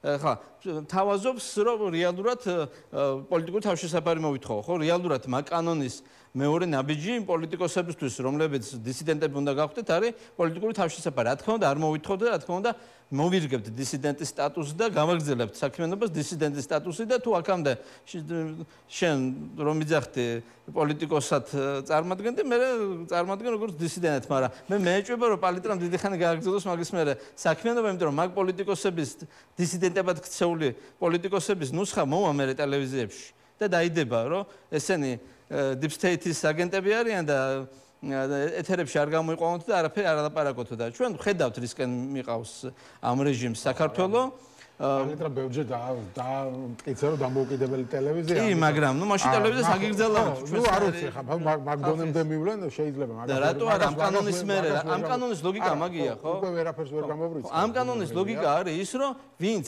თქვენი ჩაკმეტვა თუ როგორ ასე უნდა გელი მას რა ქვია კრავს აი თქვენი შეჭმა რომ მინდა მაგიტო ვიღებ ამ კანონს აი ბოლოს განმარტებით ბარათში პირდაპირ შეუძლიათ ციტატა აიღონ გელი და კრავის იგავარაკიდან და თქვა რომ აი მაგიტო ვიღებთ ამ კანონს რომ ჩვენ გვინდა შევჭამოთ ოპოზიცია მეტი აქ სხვა არგუმენტი აღარ იქნება და ნუ გასაგებია რომ იქნება არა მარტო მარიონეტული მთავრობა არამედ მარიონეტული ოპოზიციაც რაც ხალხის და ქვეყნის ინტერესში არ არის და მე დარწმუნებული ვარ რომ სახელმწიფოს საერთაშორისო იზოლაციას კიდევ უფრო მეტად შეუწყობს ხელს და ჩვენი საერთაშორისო პარტნიორები ჩვენზე ბოლომდე იმედია ხელს არ ჩაიქნევენ მაგრამ ეს რეჟიმი მაგის გამო დაზარალდება გასაგებია და ბოლოს მაინტერესებს რა არის შენი აზრით შესაძლებელი ხა ამ სტრატეგიას როგორ უყურებ ანუ ყველაფერი ისე უნდა გაგრძელდეს როგორც არის დღეს თუ რაღაც არის შესაძლებელი ამ ბრძოლაში პროტესტში დაპირისპირებაში მე მგონია რომ თუ ვინმე ოპოზიციურ სპექტრში თუ თავის ამოცანად თulis რომ რეჟიმი შეიცვალოს ისე იგი ის კი არ მოერგოს ამ რეჟიმის მიერ შექმნილ რეალობას არამედ შეცვალოს რეჟიმი და ამ ქვეყანაში შეიქმნეს სამართლებრივი სახელმწიფო რომელიც ორიენტირებულია თავის საერთაშორისო რეალიზაციაზე და არა იზოლაციაზე თუ აი ასეთი პოლიტიკური სპექტრი არსებობს ეს სპექტრი უნდა დადგეს ერთად მიუხედავად იმისა ვის რა შეეშალოს და ვის რა არ გამორიცხულია ხო ეხლა კახარია პარტია დილიდან საღამომდე აგინებს თანაშემო პოზიციას ამბობს რომ გამორიცხულია ვინმესთან დავდგე ხო და იცი რა ნუ არ ვიცი ხა ლელო რას აპირებს ამ მართლობებს ეს ერთიანობის თემა მე მგონი დამთავრდა გეგი და ერთხელ სამუდამოდ წერტილი უნდა დაესვას და სულ ლაპარაკობ და ეს არ გამოდის წერტილი დაესმება მაგასაც ოღონდ გამომდინარე იქიდან რა კატეგორიის რა წრე შეიკრება ის უკვე უნდა შეიკრას შექმნას მიზიდულობა და ამდენხანს რითო შექმნით ეს მიზიდულობა ეს წერერი თვითონ შექმნით მაინც რაღაცა დონეზე ოპოზიციური სუბიექტები მოგახსენე ბატონო ოპოზიციური სუბიექტები თავის მაინც განიხილავდნენ კონკურენციის რეჟიმში ხა დემოკრატიულ სახელმწიფოში ასეც უნდა იყოს ის რომ არის ხელისუფლება ეს იმას არ ნიშნავს მას უნდა ყავდეს ერთი ოპოზიციური პარტია ახლა ამერიკაში თუ არის ერთი ოპოზიციური პარტია, იმას ძალიან მაღალი ხარისხი შიდა დემოკრატია აქვს და ფრაქციები აქვს და შიდა პარტიული არჩევნები არის ძალიან მაღალი დონის. შეიძლება საერთო ნაციონალურ არჩევნებზე არანაკლები დონის იყოს შიდა პარტიული არჩევნები და თუ არის 3 და 4 პარტია, ის ერთმანეთის კონკურენტია, არა მარტო ხელისუფლების კონკურენტია. აი ეს ყველაფერი უნდა გაქრეს უკვე, უნდა მივხვდეთ იმას, რომ რეჟიმი არ გვიტოვებს ჩვენ კონკურენციის არანაირ სივრცეს, ერთიანობა უნდა გადაიქცეს ჩვენ აუცილებელ წინაპირობად ბრძოლის და ამის მერე უნდა ჩამოყალიბდეთ იმაზე, რომ არ უნდა გქონდეს ილუზია, რომ უპირისპირდებით პოლიტიკურად ადეკვატურ დემოკრატიულ რეჟიმს. უპირისპირდებით ანუ ქმედებაში ეს რაში უნდა როდის და რაში უნდა გამოიხატოს კონკრეტულად. ქმედებებში ხა არის კონკრეტული ინიციატივები და ხა დროს ვერ გეტყვი, როდის ჩამოყალიბდებით ამაზე, მაგრამ უნდა მაქსიმალურად გავაძლიეროთ საპროტესტო სივრცე ქუჩაშიც, ეს რუსთაველის გამზირი იქნება თუ ნებისმიერი სხვა ლოკაცია, ყოველდღიურ რეჟიმში უნდა გქონდეს ერთმანეთთან ურთიერთობა.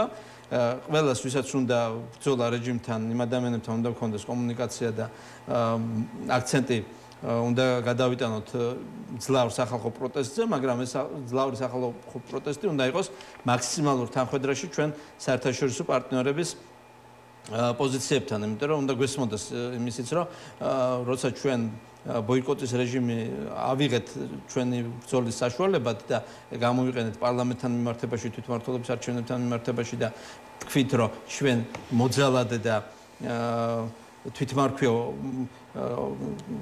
რეჟიმს უზურპატორ რეჟიმს არ ვეთანამშრომლებით, მაშინ ავტომატურად ავიღეთ ორიენტაცია საერთაშორისო მხარდაჭერაზე და საერთაშორისო მხარდაჭერა უნდა ვაქციოთ პოლიტიკურ რეალობად, უნდა გამოიყენოთ. შეგნით თუ არ იქნა, ხო, ძლავრი რაღაც ხო და მაგაზე ხა თითქოს მიშვებულია ყველაფერი, რაღაცა მიდის თავისი დინებით და რაღაცა მოხდება და ახლობით ასეთი დამოკიდებულება. მე არ მგონია რომ ასეთი დამოკიდებულება იყოს, უბრალოდ 4 ოქტომბერმა რაღაცა დიდი მოლოდინები შექმნა და ჩვენც რაღაცა დონეზე ძულებული გავხდით ეს მოცემულობა მიგვეღო და ეხლა არის ახალი რეალობა და უნდა მივიღოთ ის ახალი რეალობა ის რომ 4 ოქტომბერს იყო დიდი რაოდენობით ადამიანი რომელიც მოსურნია ცვლილებების რუსთავაზეს მე მგონი ყველამ დაინახა მაგრამ ამ ადამიანებს სჭირდებათ უფრო თანმიმდევრული ზუსტი გეგმა პოლიტიკური შედეგის მიღწევის და ამ გეგმაზე უნდა შევთანხმდეთ ჩვენ მე არ ამგონია რომ ეს ერთი პარტიის გასაკეთებელი საქმე იყოს სწორედ მაგიტომ ამოფრო თუ ეროვნული კონსენსუსი მაგას თავაზე პირიქით რომელიღაცა პარტიამ კოალიციამ უნდა აიღოს თავის თავზე ლიდერობა და თქვას რომ აღარ ლაპარაკობ ამ გაერთიანებებზე არ გამოდის ეს გაერთიანებები და მე ვიღებ ჩემ თავზე პასუხისმგებლობას უფრო პოლიტიკურ სეპარატიზმს ხედავ ვიდრე ხო გავიგე მაგრამ ეს გაერთიანება არ გამოდის ხო რა დონეზეც მოვახერხებთ უნდა გავერთიანდეთ ვინც ხვდება იმას რომ ქვეყანას ახლა ჭირდება დაცვა და ზრუნვა და ჩვენი სამშობლოს სიყვარული დღეს მაგაში უნდა ისახოს რომ ერთმანეთს გვერდში უნდა დაუდგეთ ვისაც მაგის საქმე აქვს ყველა უნდა გაერთიანდეს ნუ კი ბატონო ნახოთ ეს გაერთიანება გამოვა თუ არა ქუჩის პროტესტს როგორ უყურებთ ანუ ამ მიმართულებით რა უნდა გაგრძელდეს აპირებთ თუ არა უფრო პარტიები უფრო იყოთ აქტიურად ჩართული ქუჩის პროტესტში ნუ მე მიმეჩნია რომ რუსთაველის გამზირი უნდა იყოს ჩვენი ყოველდღიური შეხვედრის და პაემანის სივრცე. ხო, მაგრამ ამას ახლა ვეღარ გადაკეტავთო გეუბნებათ. გადაკვაკეტებინებენ თუ არა, იქ შეკრებას აგვიშლის, ხო? შეგვიძლია შევიკრიბოთ და ვისაუბროთ ერთმანეთთან ახლა. ქუჩა თუ არ გადაიკეტება და ახლა თუ ბევრი ვიქნებით, ალბათ ქუჩაც გადაიკეტება და მაგასაც ვერავინ ვერ დაგვიშლის. ახლა მაგას კანონში ვერ ჩაწერენ ჯერჯერობით, მე მგონი, იმიტომ რომ ძალიან ღია კონტრასტი იქნება საერთაშორისო კონვენციებთან, რომელზეც ხელი გვაქვს მოწერილი და კონსტიტუციასთან და ნახოთ, მე არაფერს აღარ გამოვრიცხავ. არა, რა თქმა უნდა, შეიძლება ჩაწერონ, რომ მაგალითად პროტესტ ჭირდება წინასწარ ნებართვა. ან რამე ესეთ. ნუ მაგში ყოველდღიურ რეჟიმში მოვითხოვთ ამ ნებართვას. კი ბატონო, მადლობა დიდი. გედი ფოფხაძე იყო ჩვენი სტუმარი კოალიციას ცვლილებებისთვის წევრი და ჩვენ ახლა გვექნება ჩართვა ეკა ბესელია ჩაგვერთვება მარცხაჯულების სახლის დამფუძნებელი იურისტი ქართული ოცნების ყოფილი წევრი. მოგესალმებით ქალბატონო ეკა. სამშვიდობო. თუ გესმით ჩემი? ესმის კარგად. სამშვიდობის მისამები მაყურებელს. მოკლედ თქვენი როგორც ქართული ოცნების ყოფილი წევრის, დამფუძნებლის და იურისტის შეფასება მინდა ამ ახალ ინიციატივებზე. ნუ პირველ რიგში, ნუ ეს გამკაცრება და ქუჩის გადაკეტვის თემა კიდე ერთი საკითხია, მაგრამ ჩემთვის არის არ ვიცი, ვერ ვალაგე ვერანაირ ლოგიკაში ეს საკონსტიტუციო ცვლილებები და პარტიის საკრძალვასთან დაკავშირებით ინიციატივა, რომელიც პირდაპირ გვეუბნება, რომ აი ჩვენ ხელისუფლება გადავწყვეტ არა მარტო იმას თუ რომელ პარტიას აქვს უფლება იყოს, არამედ რომელ ადამიანს აქვს უფლება იწოდებოდეს პოლიტიკოსად. ან არ იწოდებოდეს, შეუძლია პოლიტიკაში ყოფნა თუ არ შეუძლია, ვინმე თუ არ მოგვეწონება, ის პოლიტიკაში ვერ მიიღებს მონაწილეობას და რა შეიძლება ამას დავარქვათ? მე რა ისევ როგორც მეც მიჭირს პოლიტიკურ ინიციატივებს და უკიდურგან ფანტაზიას, რომელიც სხვადასხვა ინკვიზიტიურ კანონებში გამოიხატება ბოლო პერიოდში, ჩემ ლოგიკაში ეს არათუ არ ჯდება, მე მიჭირს იმყვე ამ სამართლებრივ გაგრძელებას, სადამდე შეიძლება ეს ყველაფერი მივიდეს. სულ ვცდილობ, როდესაც რომელიმე საკანონმდებლო ინიციატივაზე ვსაუბრობთ, სულ ვცდილობ გავიხსენო, რაიმე ანალოგია აქვს თუ არა მას საერთაშორისო სამართალში. ეხლა ერთ-ერთი მახსოვს, ფაშისტური გერმანიის დროს, როდესაც ხდებოდა მსგავსი ინკვიზიციური გადაწყვეტილებები, სხვა ტიპის, სხვა მოდელის, სხვა ფორმაციის პირობებში, მაგრამ სხვა, ესე ვთქვათ, ანალოგია მე არ ვიცი, უბრალოდ საერთაშორისო პრაქტიკის, სადაც პერსონალურად ხდება პიროვნებებისთვის ასეთი აკრძალვის დაწესება. საერთოდ პოლიტიკურ პროცესებში ადამიანების მონაწილეობა ეფუძნება ნდობას, ამომრჩევლის ნდობას. პარტია შეიძლება აკრძალო კონსტიტუციის დანაწესით საკონსტიტუციო სასამართლოში, თუ ის აკმაყოფილებს პარტიის აკრძალვის ძალიან მკაცრ პირობებს. ეს გასაგებია, თუმცა სულ ვამბობდი, როცა წინა საარჩევნო მისმოდა ასეთი დაპირება იყო პოპულისტური და ამისთვის არ იყო საჭირო არანაირი საკანონმდებლო ცვლილება, ეს მანამდე შეეძლო თუ უნდათ საკონსტიტუციო სასამართლოს მეშვეობით, მაგრამ საოცარი ამბავია, როდესაც პერსონალურად ამბობ, რომ რაღაც სიას შევქმნით ადამიანების, რომელთაც აუგზავნათ პოლიტიკურ პარტიებში მონაწილეობას, იმიტომ რომ პარტიაში მონაწილეობა ხო თანამდებობა არ არის. ეს არის ადამიანის პოლიტიკური შეხედულებების მიხედვით რომელიმე გაერთიანებაში ყოფნა. მოქალაქეს ამომრჩეველს მოწონს თუ არა პოლიტიკოსი, ის თავად გადაწყვეტს ენდობა მას თუ არა და აირჩევს თუ არა მას. ასეთი დათქმა ვინ იყოს პარტიაში და ვინ არა, კონსტიტუციურ უფლებასაც ეხება, ხო? იმიტომ რომ შეკრების და გაერთიანების თავისუფლება იყო ასარჩევთა შორის, მათ შორის ეს არის კონსტიტუციური უფლება. სხვა საკითხია ნაციონალური მოძრაობის როგორც პარტიის აკრძალვა. მე დღეს ვიხსენებდი სხვათა შორის, ახლა ამ პარტიას ძალიან ბევრი სისტემური დანაშაული აქვს ჩადენილი და მე თავად ვარ ავტორი იმ შეფასების დოკუმენტის, რომელიც 2016 წელს საქართველოს პარლამენტს შევთავაზე, მაშინ როგორც ადამიანის უფლებათა დაცვის კომიტეტის თავმჯდომარემ და სისტემური დანაშაულებები მე თავად იმ კომისიის ფარგლებში როცა მუშაობდი, დავადგინე კიდევაც და პარლამენტმაც დამიჭირა ამაში მხარი. აქ არ არის რამე სადაო. მაგრამ თვითონ რა ეშველება, თვითონ ამდენი პორტირებული ნაციონალური მოძრაობის ყოფილი წევრი, რომ მათ რიგებშია. მე ამ პარტიის არა მარტო წევრი ვიყავი, მე ამ პარტიის მათ შორის იურიდიულად დამარეგისტრირებელი და იურიდიულ პროცედურებს ხელმძღვანელობდი. იმ იურიდიულ ჯგუფს ხელმძღვანელობდი საერთოდ, რომელიც მაშინ ივანიშვილის მოქალაქეობის საკითხსაც და სხვა საკითხებსაც მუშაობდა და მე რომ ვიხსენებ ახლა ვინ არის იმ თაობიდან, აი იმ პერიოდიდან, ვინც მაშინ ვიყავი ჩვენი სათავეებთან, არავინ არ მახსოვს, მე მართალი გითხრა, უკვე 1-2 ადამიანია დარჩენილი, დარჩენი აღარავინ აღარ არის და ვის დღეს არის ძალიან მაღალ პოზიციებზე, ყველა არის რაღაცით დაკავშირებული ნაციონალურ მოძრაობასთან, ზოგი პირდაპირ, ზოგი ირიბად. მათ შორის თანამდებობებზეც არიან ესეთი ადამიანები. აი მათ რას უშვებიან? იმათ როგორ დაიტოვებენ თავიანთ რიგებში, როდესაც პირდაპირი კავშირი მათი არის იმ პარტიასთან. ხო, მთელი სასამართლო სისტემა, მთელი პროკურატურა, ახლა გამოდის რომ ახლა გედი იყო ჩემი სტუმარი და საინტერესო რამ თქვა, გედი ფოფხაძე რომ მურუსიძე უნდა იყოს და გედი ფოფხაძე უნდა აიკრძალოს. იმის გამო რომ ნაციონალობის გამო, ასე თქვა. გედი ფოფხაძე სულ ებრძოდა ნაციონალურ მოძრაობას, ახლა უსმენდი გედის, იცით, გეჯემ მეგობარია და უსმენდი და მეღიმებოდა, იმიტომ რომ მთელი სისტემა მართლმსაჯულების, რომელიც წინა რეჟიმიდან მოდის, ხო, ემსახურებოდა, არ იყო წევრი, ხა მოსამართლე ვერ იქნება პოლიტიკური პარტიის წევრი, აკრძალული აქვს კანონით, ისევე როგორც პროკურორს და ასე შემდეგ პოლიციელს, მაგრამ თუ ამ ლოგიკას მიყვები, მესამედი ამ ქვეყნის მოქალაქე აუცილებლად იქნება დაკავშირებული წინა სისტემასთან. აი მე რა შვებია, სადამდე მიდის ეს ლოგიკა.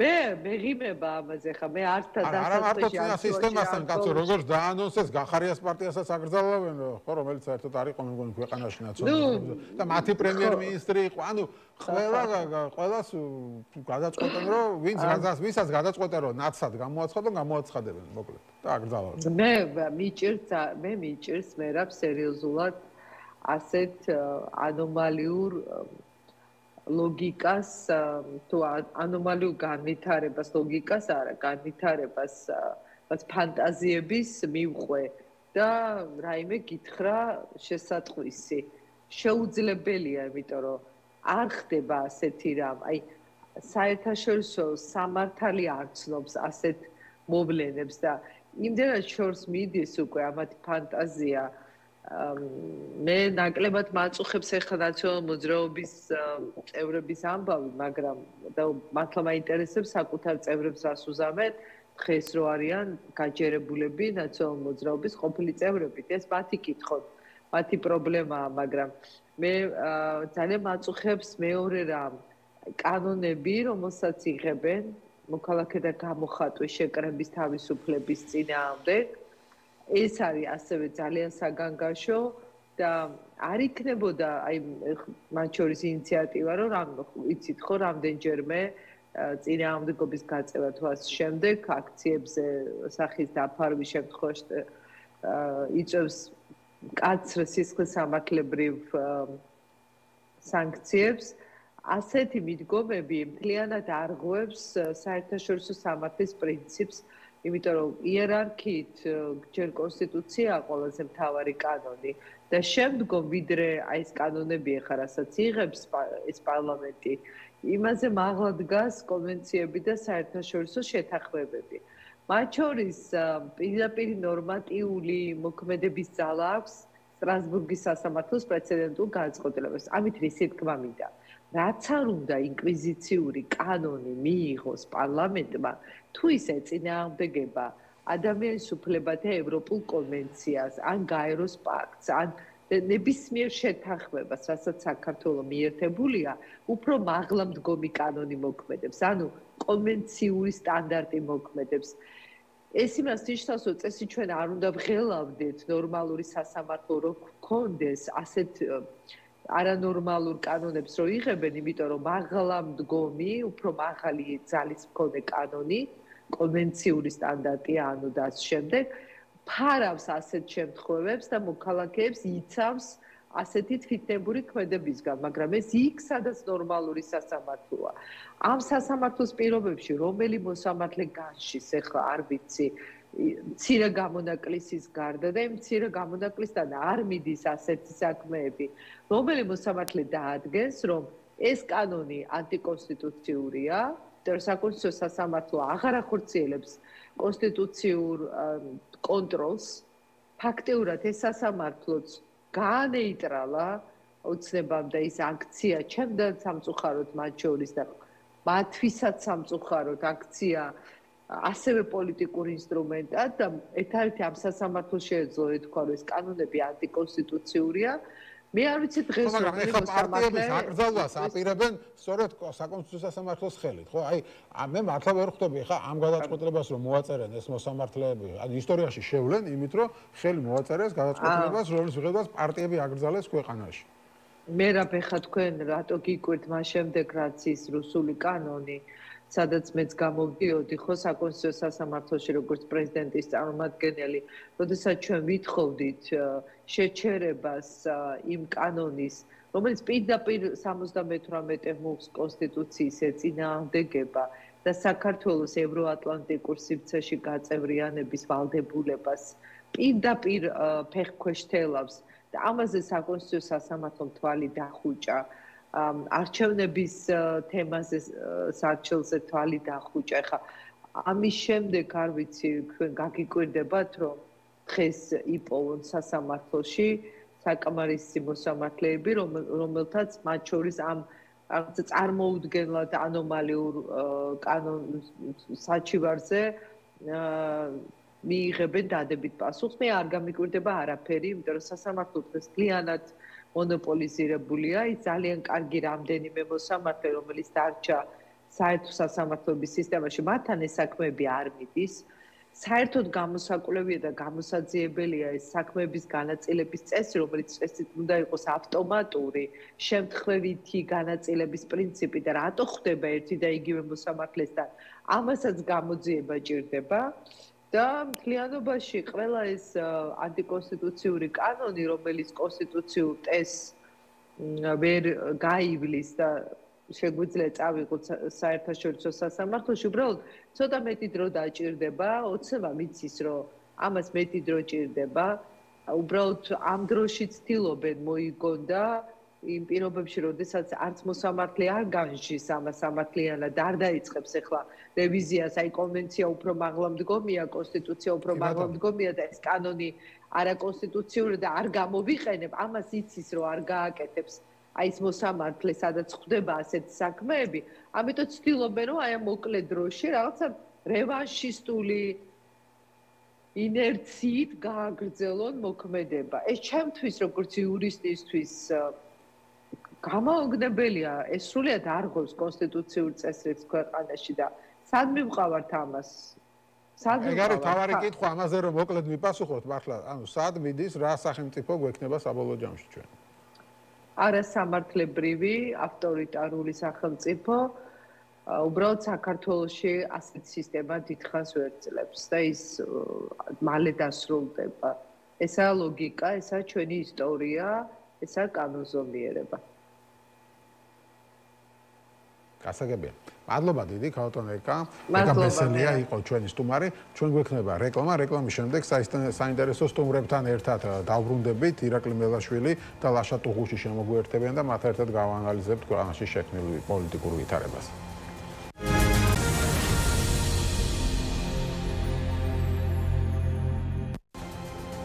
მაშასა ჩვენ დავბრუნდით ეთერში და როგორც გითხარით, ჩვენი შემდეგი სტუმრები არიან ირაკლი მელაშვილი, პოლიტიკის ანალიტიკოსი, ლაშა ტუღუში, ლიბერალური აკადემიის ხელმძღვანელი. მივესალმებით მათ, გამარჯობათ, მადლობა გადაცემაში. მონაწილეობისთვის და მადლობა მოწვევისთვის. წინა სტუმრებთან რაზეც ვილაპარაკეთ, თქვენც იმას უნდა გკითხოთ ამ კანონმდებლობის თემით. ერთია რომ პროტესტის მისამართით რა გამკაცრებას ხდება, რომ რუსთაველის გადაკეტვა როგორმე აქ შეაჩერონ. და მეორე არის პარტიების მიმართულებით, რასაც აკეთებს ხელისუფლება დღეს, რაც საკონსტიტუციო კანონში ცვლილებები შეაქვს, რომლის მიხედვითაც ფაქტობრივად გამოდის, რომ ისინი საკონსტიტუციო სასამართლოს მიმართავენ, რომელსაც ის თავად აკონტროლებენ, რომელ პარტიასაც უნდა აკრძალინებენ და უკვე დაანონსებული აქვს 4 პარტიის აკრძალვა, რომელიც პარლამენტში მოხდა და მერე იმ პარტიის წევრებს პოლიტიკოსობასაც აუკრძალავენ. ფაქტობრივად, იმიტომ რომ მათ არ ექნებათ უფლება არც კენჭი იყარონ, არც რომელიმე პარტიაში გაერთიანდნენ და თუ რომელიმე პარტიაში გაერთიანდებენ, იმ პარტიასაც აკრძალავენ. აი რავი, რა შეფასება შეგიძლიათ? საკუთრიდან მოუწევთ დაწყება, ადრე თუ გვია. საიდან? საკუთარი პარტიიდან მოუწევთ დაწყება, იმიტომ რომ გადაიხედავთ, თუ კი შევა ერთი სარჩელი, მაშინ შევა სხვა სარჩელების, რომელიც ამოყრის ქართული ოცნების, რომელიც გატენილი არის საპარლამენტოც. სიაც და კატერილი არის თავი. ხო, მაგრამ ის საკონსტიტუციო მაგას არ დააკმაყოფილებს, ხო? მე რას გეუბნები, იცი რა, ეს არის დიდი სისულელე, რასაც ჩვენებიან და თავის თავს გამოუთხრიან ძირს, ადრე თუ გვიან ეს ესე მოხდება. იმიტომ რომ პოლიტიკას გააჩნია თავისი კანონზომიერება. და ეს კანონზომიერებები საქართველოში ამის გაგება არავის არ უნდა რომ ისტორიას კანონზომიერებები აქვს. ეს კანონზომიერებები მოქმედებს ყოველთვის. სააკაშვილსაც მიაჩნდა რომ მასზე არის მოქმედებდა კანონზომიერება. ბევრს მიაჩნდა ესე მთელ სოფლიოში. საბოლოო ჯამში რასაც დათეს იმას მოიმკი. ეს იქნება საფუძველში, ესენი ქმნიან იურიდიულ საფუძველს ქართული ოცნების აკრძალვის როგორც პოლიტიკური პარტია. აი ესე გამოვა ეს ამბავი რა. ეხლა რაც არ უნდა ილაპარაკო, ხო? უკაცრავად ლელოს აკრძალა, მე ალბათ იპოვე ნაციონალს ვიღაცა შიგნით, ხო? და მერე ამათ ჩამოყვებით სიას რა. არა, გახარიასაც აკრძალავთ. ახარიასაც დაანონსებული თავიდან. არა, მასეთ ახლა ბოლოს შეიძლება გადაიფიქრონ, მაგრამ თავიდან თქვენს რომ გახარიასაც. და საბოლოო ჯამში მეგობრები შექმნიან იურიდიულ საფუძველს საკუთარი აკრძალვის რა. იმიტომ რომ აი ესე ავიღებთ ახლა ამ საპარლამენტო სიას და გამოვაჯოთ რომ ძალიან ბევრია, ზომაზე ბევრია.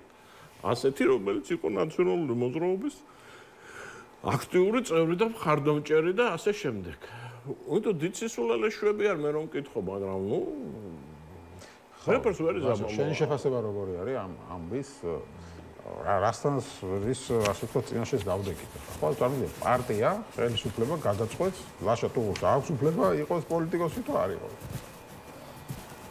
რა გითხრათ, აბა სრული აბსურდია, რა თქმა უნდა და არანაირი ლოგიკა არ აქვს ამას. გარდა იმისა, რომ ხო ვიღაცას რაღაც თავში დაესიზმრა თუ რაღაც აზრი გაუჩნდა, რომ ოპონენტი ჩაძიროს. და ეს ოპონენტი ყველა. ანუ ვინც განსხვავებულად ყველა პარტია, რომელიც უნდა რომ ხელისუფლება შეცვალოს, მათთვის არის ასაკრძალი პარტია. ხა რა ამის. ანუ ირაკლი ყობახიძე გითხრა რომ ჩვენ 2028 წლის შოქის ვითარებასო ახალი ოპოზიცია გაჩნდესო. ანუ ახალი ოპოზიცია, ანუ მისაღები ოპოზიცია. მისაღები ოპოზიცია ალბათ რომელი იქნება, იცი რომელსაც აქვს უფლება რომ აკრიტიკოს ხელისუფლება, მაგრამ შეცვლა არ უნდა მოინდომოს ამ ხელისუფლებას. დემოკრატიული პარტია. მაშინ როგორ? ქრისტიან-დემოკრატიული პარტია, ნაცების დროზე. ხო, როგორ არ გვახსოვს. ბიჭო, კიდევ ერთხელ ვისაუბრებ, კანონზომიერებები არსებობს. ხელისუფლებას უნდა არის ერთი. პოლიტიკური პროცესი არის მეორე. არა, გედი მითხრა რომ დისიდენტები გავხდებითო, დაბრუნდა საბჭოთა კავშირი ხა. ანუ გედი ფოფხაძე, როგორც ახლების წევს, აეკრძალება ნაციონალობის ბრალდებით, აეკრძალება და მურუსიძე დარჩება და გედი ფოფხაძე აეკრძალება. კი.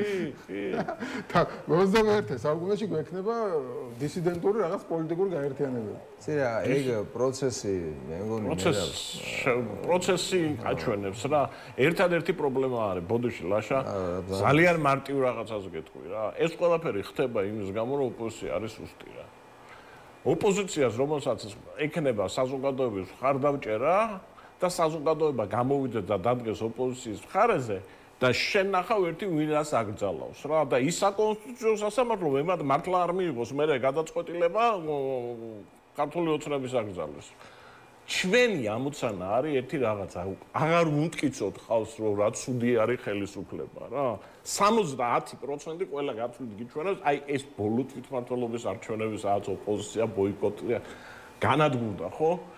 1/3 ვერ აიღეს ხმების ამოჩენს. ეს არის მათი რესურსი. შენი ამოცანა არის რომ ის 2/3 რომელსაც არ მოსწონს ხელისუფლება ოპოზიცია მოაწონოს თავი. შენი პრობლემა ის კი არ არის დღეს რომ ცუდი ხელისუფლება ყავს გაანებე რა თავი. შენი პრობლემა აი ეს არის რომ ოპოზიციამ ვერ მოიპოვა საზოგადოების მხარდაჭერა. ოპოზიცია უნდა გახდეს ძლიერი და მე ვნახავ ეს კანონები მე იდაყვები როგორ ხა წარმოგიდგენთ 2012-ში რომ მოენდომებინა სააკაშვილს ასეთი კანონის შეტანა რამდენი ივანიშვილის წინააღმდეგ, რამდენი ხალხი გამოვიდოდა ქუჩაში. ხო? ძალიან ბევრი ხალხი გამოვიდოდა რა. ოპოზიცია როცა არის, როცა იქნება ძლიერი პარტიის დასაცავად არ გამოვა ხალხი ბუნებრივი. ოპოზიცია როდესაც იქნება ძლიერი, ეს კანონები იმუშავებს მის წინააღმდეგ. თავს გამოუთრა, როგორც სააკაშვილმა გამოუთრა იმ სისტემის მართლობის, იმ სისტემის შექმნა, დედა რო უტირა თვითმმართველობას და აი შექმნა ეს ცენტრალიზებული სისტემა და აგერ ეხლა ყველა არჩევნებზე დედას რო ტირობს ოპოზიციას, თვითონაც რო ოპოზიციაში. ხო შემოუბრუნდა ეს ყველაფერი. ესე შემოუბრუნდება ეს კანონი. კი ბატონო, ლაშა დაასრულე შეფასება და მე თითქოს რა თქმა უნდა მე თანხმები ირაკლის რასაც ამბობს. ну განსხვავებული რა შეიძლება ვთქვათ რომ ეს პროცესი რომელიც კრებს ენერგიას და სიჩქარეს და დესტრუქციაში გააკვირვებს რას დამთავრდეს საჩერდება რა თუ ეს პროცესი ისე წავიდა რომ ძალიან გაჭირდა რაღაცა პუნქტის შემდეგ რაღაცა დემოკრატიული პროცესის ქონა ქვეყანაში ხო აი მაგალითად რასაც ირაკლი ამბობდა რომ შეიქმნა თქვათ გადასარევი მაგარი ოპოზიცია თავის და ეს შეცდომები რაც დაშვებულია გაითვალისწინა და რაღაც ახალი იდეები შემოვიდა ახალი ძალა როგორი ვითარება იქნება იმდენად დაზიანებული ვითარება გვექნება რომ ესეც გაჭირდება თუ შესაძლებელი იქნება თორე თავისთავად თუ აფასებთ ამ ძალას, რომელიც თავს ხელისუფლებას უძახის, მათ თუ აფასებთ, რა თქმა უნდა, ის რაც თქვეს, არის ის რომ მოსპონთლიანად ყველა პოლიტიკური თუ არაპოლიტიკური ინსტიტუტი, რაც თავისუფლებასთან დაკავშირებული საზოგადოებრივი ორგანიზაციები მიიღეს კანონი ფაქტობრივად გააჩერეს, პოლიტიკური პარტიები ანგრევენ, მიადგებიან მედიებს აუცილებლად და უკვე მიადგენ ნაწილობრივ გააჩერებენ, ანუ აქ ქმნიან რაღაცა მახინჯ პოლიტიკურ სისტემას, სადაც რაღაც კანონები იქნება, რომელიც რაღაც იმუშავებს, რაღაც არ იმუშავებს, ეხლა იმაზე არაფერს ვამბობ იმ დრაკონულ კანონებს, რომელსაც იღებენ, რომ ქუჩაში გახვიდე და შეიძლება დაგციხეს ჩაქსვან, მაგის გამო ეხლა ეგ კომუნისტების დროს იყო რა, მე არც მახსოვს, მახსენს სულთა სტალინის გადაკეთების გამო შეიძლება ჩაქსვან. მაგრამ ცოტა ადამიანს არ უნდა ქონდეს უფლება ქუჩის გადაკეთების. ჩვენი პრობლემა რა არის მე? ამის გამო ციხეში ვისაცვა. ხო, გასაგებია, მაგრამ ჩვენი პრობლემა რა არის, იცი რომ ნუ აი რაღაცა მოძრაობა, ხო, პოლიტიკური პროცესია, რომელიც ზიანს აყენებს ქვეყანას და მე ისი მეშინია, იცი, ეს ზიანი რამდენად ღრმა და რამდენად ფუნდამენტური იქნება რა. თუ აქ ფუნდამენტური იქნება რა. ხო და ეხლა საჩერდებიან ესე, ეხლა თუ გავიდენ და მართლა დაემსგავსენ ამ ბოლომდე ამ ბოლშევიკებს, ეხლა 37 წელი გააკეთეს აქ რაღაცა მოდელში, მაშინ ამის გამოსწორება ესე მარტივი არ იქნება, რომ ეხლა ალტერნატივა და რა ძალიან ძნელი პროცესი, ძალიან პროცესი კაი ოპოზიცია, ხო ამას? არ ვიცი, აი ეგ არის ჩემთვის კითხვა ეხლა, იმიტომ რომ ხედავ, რომ ძალიან საშიში პროცესი მიდის ქვეყანაში. იმდენად საშიში, რომ ზიანი შეიძლება გამოუსწორებელი იყოს. ის კი არა, რომ ეხლა ნუ ეს ჭირს მოვიცილებ და მე ჩვეულებრივად იქნება და დავბრუნდებით ევროპული ინტეგრაციის სხვა შორის დასავლეთთან ურთიერთობაში უკვე იმხელა ზიანი მიაყენეს ამათ. რომ ამის გამოსწორება იქნება, არ ვიცი რა, ძალიან პატარა შანსი გაქვს რაღაცნაირად გაიარო ის გზა, რომელიც შეგეძლო გაგევლო რა. ძალიან პატარა შანსი დაგიტოვეს, იმიტომ რომ მოხდა ქვეყნის დისკრედიტაცია. უყო რომ გიყურებენ, ეჭვს თვარით უყურებენ ყველას. მოახერხეს ამათმა. ეს არ არის მარტო რომ მარტო ეს ჯგუფია.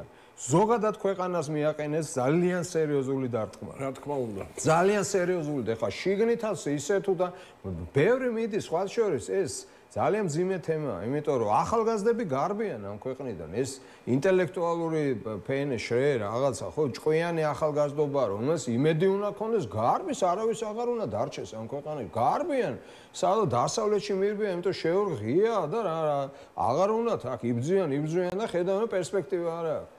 გამიგე და ეხლა მედიას რო დაანგრევ, თქვა და აწყობილ სისტემას, მე იმის აწყობა 5 წუთში კი არ ხდება. ისე ურთულესი პროცესებია. პარტიებს რო დაანგრევ და დაშლი, მე იმის გაკეთება, ესე კი არ არის, 5 წუთში კი არ კეთდება. ეს იმოდენა გზა გავიარეთ ჩვენ და ურთულესი გზა გავიარეთ. გასაგებია რომ ბევრი ნაკლი გვაქვს და ბევრი მინუსი, მაგრამ ამას რეფორმები ჭირდება, რაღაც ტრანსფორმაცია ჭირდება. გამიგე, ესე არ არის რომ რაღაცები ისაკა შეცდომებს გააზრება ჭირდება, მაგრამ თუ მოასუფთავე ეს ველი და ყველაფერი დალეწე, დაფშვენი და რაღაც არაფერი არ დატოვე, აქედან მერე საიდან ამ უდაბნოთ აქცია ეს ქვეყანა და უდაბნოთ ქცევის პროცესია ეხლა რა. რა 27 წელი, 26 წელი რის რა ოპოზიცია იქნება და რა კარგი და რა ცუდი კი არა, არაფერი არ იქნება საერთოდ რა. ასე თუ გაგრძელდა, მართლა არაფერი არ იქნება. და მე რა შვებით რა ის რო და დააშინონ ხალხი სიტყვის თქმისვით ციხეში მოხვდები ნუ რა ეხლა ამაზე უარესი რა არის ხო აი შევხედოთ რა ხდება ხო წარმოუდგენელი პროცესია მეცნიერი გამოვიდა რაღაცა თქვა და გააგდეთო ამის იქიდან უნივერსიტეტებს მიადგებენ განათლების ეს მარტო ეს არ არის აქ საუბარია მთელ იმაზე სკოლაზე უნივერსიტეტზე სიტყვის თქმის უფლება არ უნდათ რომ ვიღაცამ რაღაცა თქვას ელჩებს ესხმიან თავს და რა ხდება საერთოდ ეგეთი რამე გახსოვს ახლა მე ნამდვილად არ მახსოვს გამოაცხადა პაპუაშვილმა რომ ბრიუსელი იწვევს თბილისში ქუჩებში ომებსო თბილისის ქუჩებში ომების უკან ბრიუსელი დგასო მე ერთამეს ვიტყვი მესმის ლაშარასაც ლაპარაკობს უბრალოდ რა არის დიქტატურის დამყარება სჭირდება ძალიან დიდი რესურსები განსაკუთრებით იმ ისეთ ქვეყანაში როგორც არის საქართველო ამისი არც ეკონომიკური და არც პოლიტიკური რესურსი ხელისუფლებას ჩემი აზრით არ გააჩნია. მე არ ვიძახი რომ თავისთავად მოხდება ეს ყველაფერი და ყველაფერი გამოსწორდება. მე ვხედავ იმას, რომ აქეთ ამ მხარეს არის დიდი სამუშაო იმისათვის, რომ რეალური წინააღმდეგობა გასციო. იმიტომ რომ ჩვენ გვაქვს პროტესტი, რომელიც საოცრება არის 300 დღეა, ხო, წელი გრძელდება უკვე, აგერ ერთი წელი გახდება.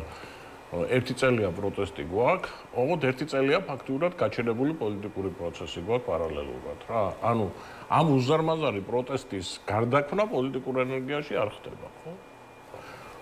ჯო, ამას ხომ უნდა შეხედო ახლა, ხო? ამ მოუშვებსაც ნუ ვატყუებთ, რომ პროტესტის შედეგად შეიძლება ხელისუფლება, პროტესტის შედეგად ხელისუფლება არ იცვლება. პროტესტი პოლიტიკურ პროცესში ხელისუფლების შესაძლებლად არის ნაწილი მისი. მაგრამ თავისთავად პროტესტი ხელისუფლება ეგერ არის ყვითელი ჟილეტები დაანგრიეს და დალეწეს საფრანგეთი, ხო? უამრავი რამდენი ისტორიული მაგალითის მოყვანა შეიძლება ევროპული აზიური ზონა. პროტესტი არ არის თავისთავად ხელისუფლების შემცვლელი რა. პროტესტს იყენებს პოლიტიკური ოპოზიცია და პოლიტიკური სისტემა განახლებისათვის. ეხლა ჩვენ ყავს აბსოლუტურად ხისტი ხელისუფლება, რომელიც სარგებლობს ოპოზიციის სისუსტით, სარგებლობს იმ უამრავი შეცდომით, რომელიც არის დაშვებული. ოპოზიციაში არის საოცარი რეაქცია, როგორც კი რაღაცაზე ხმას ამოიღებ, ესე იგი, ერთი არის რომ ხელისუფლება გეძახის აგენტს და იმას, მეორე არის ესენი გეძახიან. ესენი ეძახიან ყველას აბსოლუტურად. ერთმანეთსაც უკვე საგიჟეთში ვართ რა სულში. მე არ მაინტერესებს ახლა ამ ეტაპზე ხელისუფლება რას აკეთებს. მე მაინტერესებს იმას, რომ აქეთ ეფექტური წინააღმდეგობა რო გასციო, ის რა არის გასაკეთებელი. გავანებოთ ამ ხელისუფლებაზე ლაპარაკს თავი. ანუ ჩვენ ახლა საზოგადოებასთან ურთიერთობაში თელმა ოპოზიციამ სამოქალაქო შევეშვათ ხელისუფლების ლანძღვას. არა იმიტომ რომ ხელისუფლება უკეთესია, ყველასთვის ახსნილი არის. ვინც იქით ამ ხარეს არის, ახლა შენ იმას ვეღარაფერს ვეღარ შეაგრები. შენი ამოცანა არის რომ საზოგადოება დააყენო აქით ამ ხარეს. არ მომწონს ხელისუფლებიდან გადავიდეთ იმ პოზიციაზე რომ აი ესენი მომწონს და ამად გვერდში დაუდგები. თუ ეს არ შეიქმნა, მაშინ მოხდება ის რასაც ლაშა ამბობს. მაშინ უდაბნო გახდება.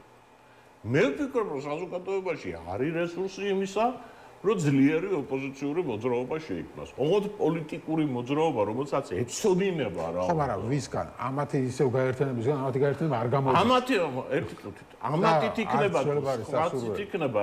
ჩვენ ლაპარაკები ახლა ტექნოლოგიაზე. მე ვიძახი ამოცანა, ეს ამოცანა არ არის. არა, ამოცანა გასაგებია. ჩვენ გვეუბნებია რომ ყავს პოლიტიკური სპექტრი. მე გეუბნებით რომ არ ყავს პოლიტიკური სპექტრი. აი ეს თითო კაციანი პარტიები, იცი რატო არ წავიდეთ თვითმმართველობის არჩევნებზე? აბანო არის მათთვის თვითმმართველობის არჩევნები. უეცრად გამოჩნდება რომ ეს პარტიები რეალურად არ არსებობს და არის იმის პარტია და პატარა ფან-კლუბები. ერთ კაცს ვერ გაიყვანს ერთ-ერთი რეგიონში. ჩვენ არ მართლა პოლიტიკურ სპექტრში, იმიტომ რომ ხელისუფლება მაგრა გვაჭამა მთელ საზოგადოებას. გააკეთა 1%-იანი ბარიერი, ყველა ადამიანს ვისთვის ორჯერ დაგიწახიათ ეთერში, გაიქცა და პარტია გააკეთა, ახლა აწია 5%-იანი ბარიერი და დამიტოვა ეს დაგსაქსული, გაუბედურებული არაფერს მქონელი პოლიტიკური სპექტრი. ბიჭო, რესურსები ცოტაა, ვიძახი, მენეჯმენტის ელემენტარული კანონია, რესურსები თუ ცოტაა, ძალები უნდა გააერთიანო.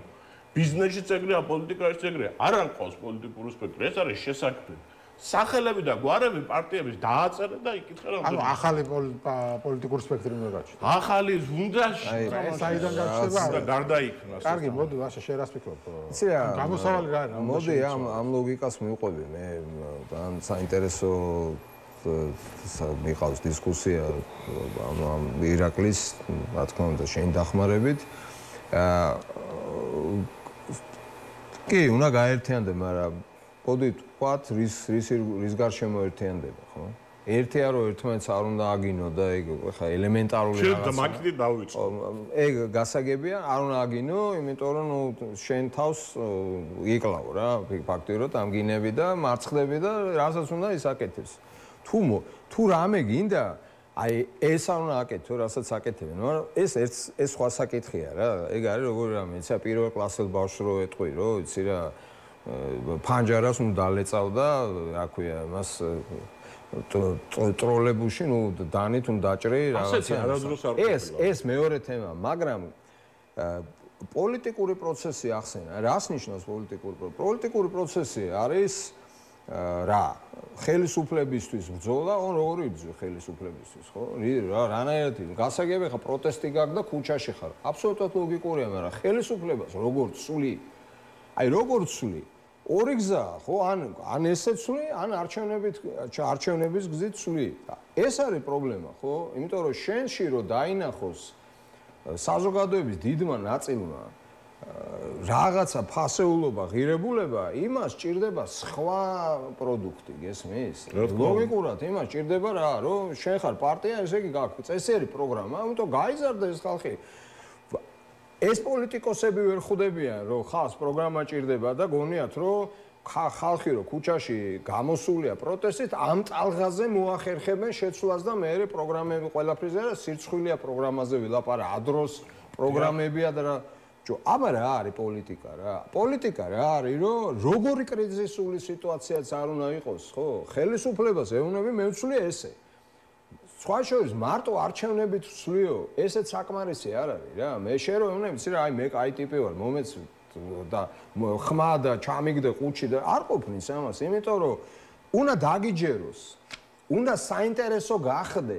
მარტო ვიღაცის კრიტიკით საინტერესო შეიძლება გამხდარიყავი 30 წლის წინ. აი როდესაც ჩვენ ვიყავით ახალგაზრდა. აი 35 წლის წინ მაშინ თუ ხმამაღლა გამაეუ მიტინგზე რაღაცა და გაედი ტიროდა ხალხი და მოდა კაი ტიპია იტყოდა შენზე და აბარა და გვერდი დაგიდგებოდა. გავიდა ეს დრო, გამიგე მარტო გულანთებული რაღაც არ ყოფნის პოლიტიკა არის პროფესია და პროფესიაში ხარისხი გულისხმობს იმას, რომ ნდობა უნდა კონდეს შენი, ცოდნა უნდა კონდეს, შესაბამისი გამოცდილება უნდა კონდეს, რა თქმა უნდა არ უნდა იყო დამაქცევარი და ლაპარაკი უნდა შეგეძლოს, ცოდნა ეგ არის და ასევე უნდა უთხრა საზოგადოებას რას აპირებ.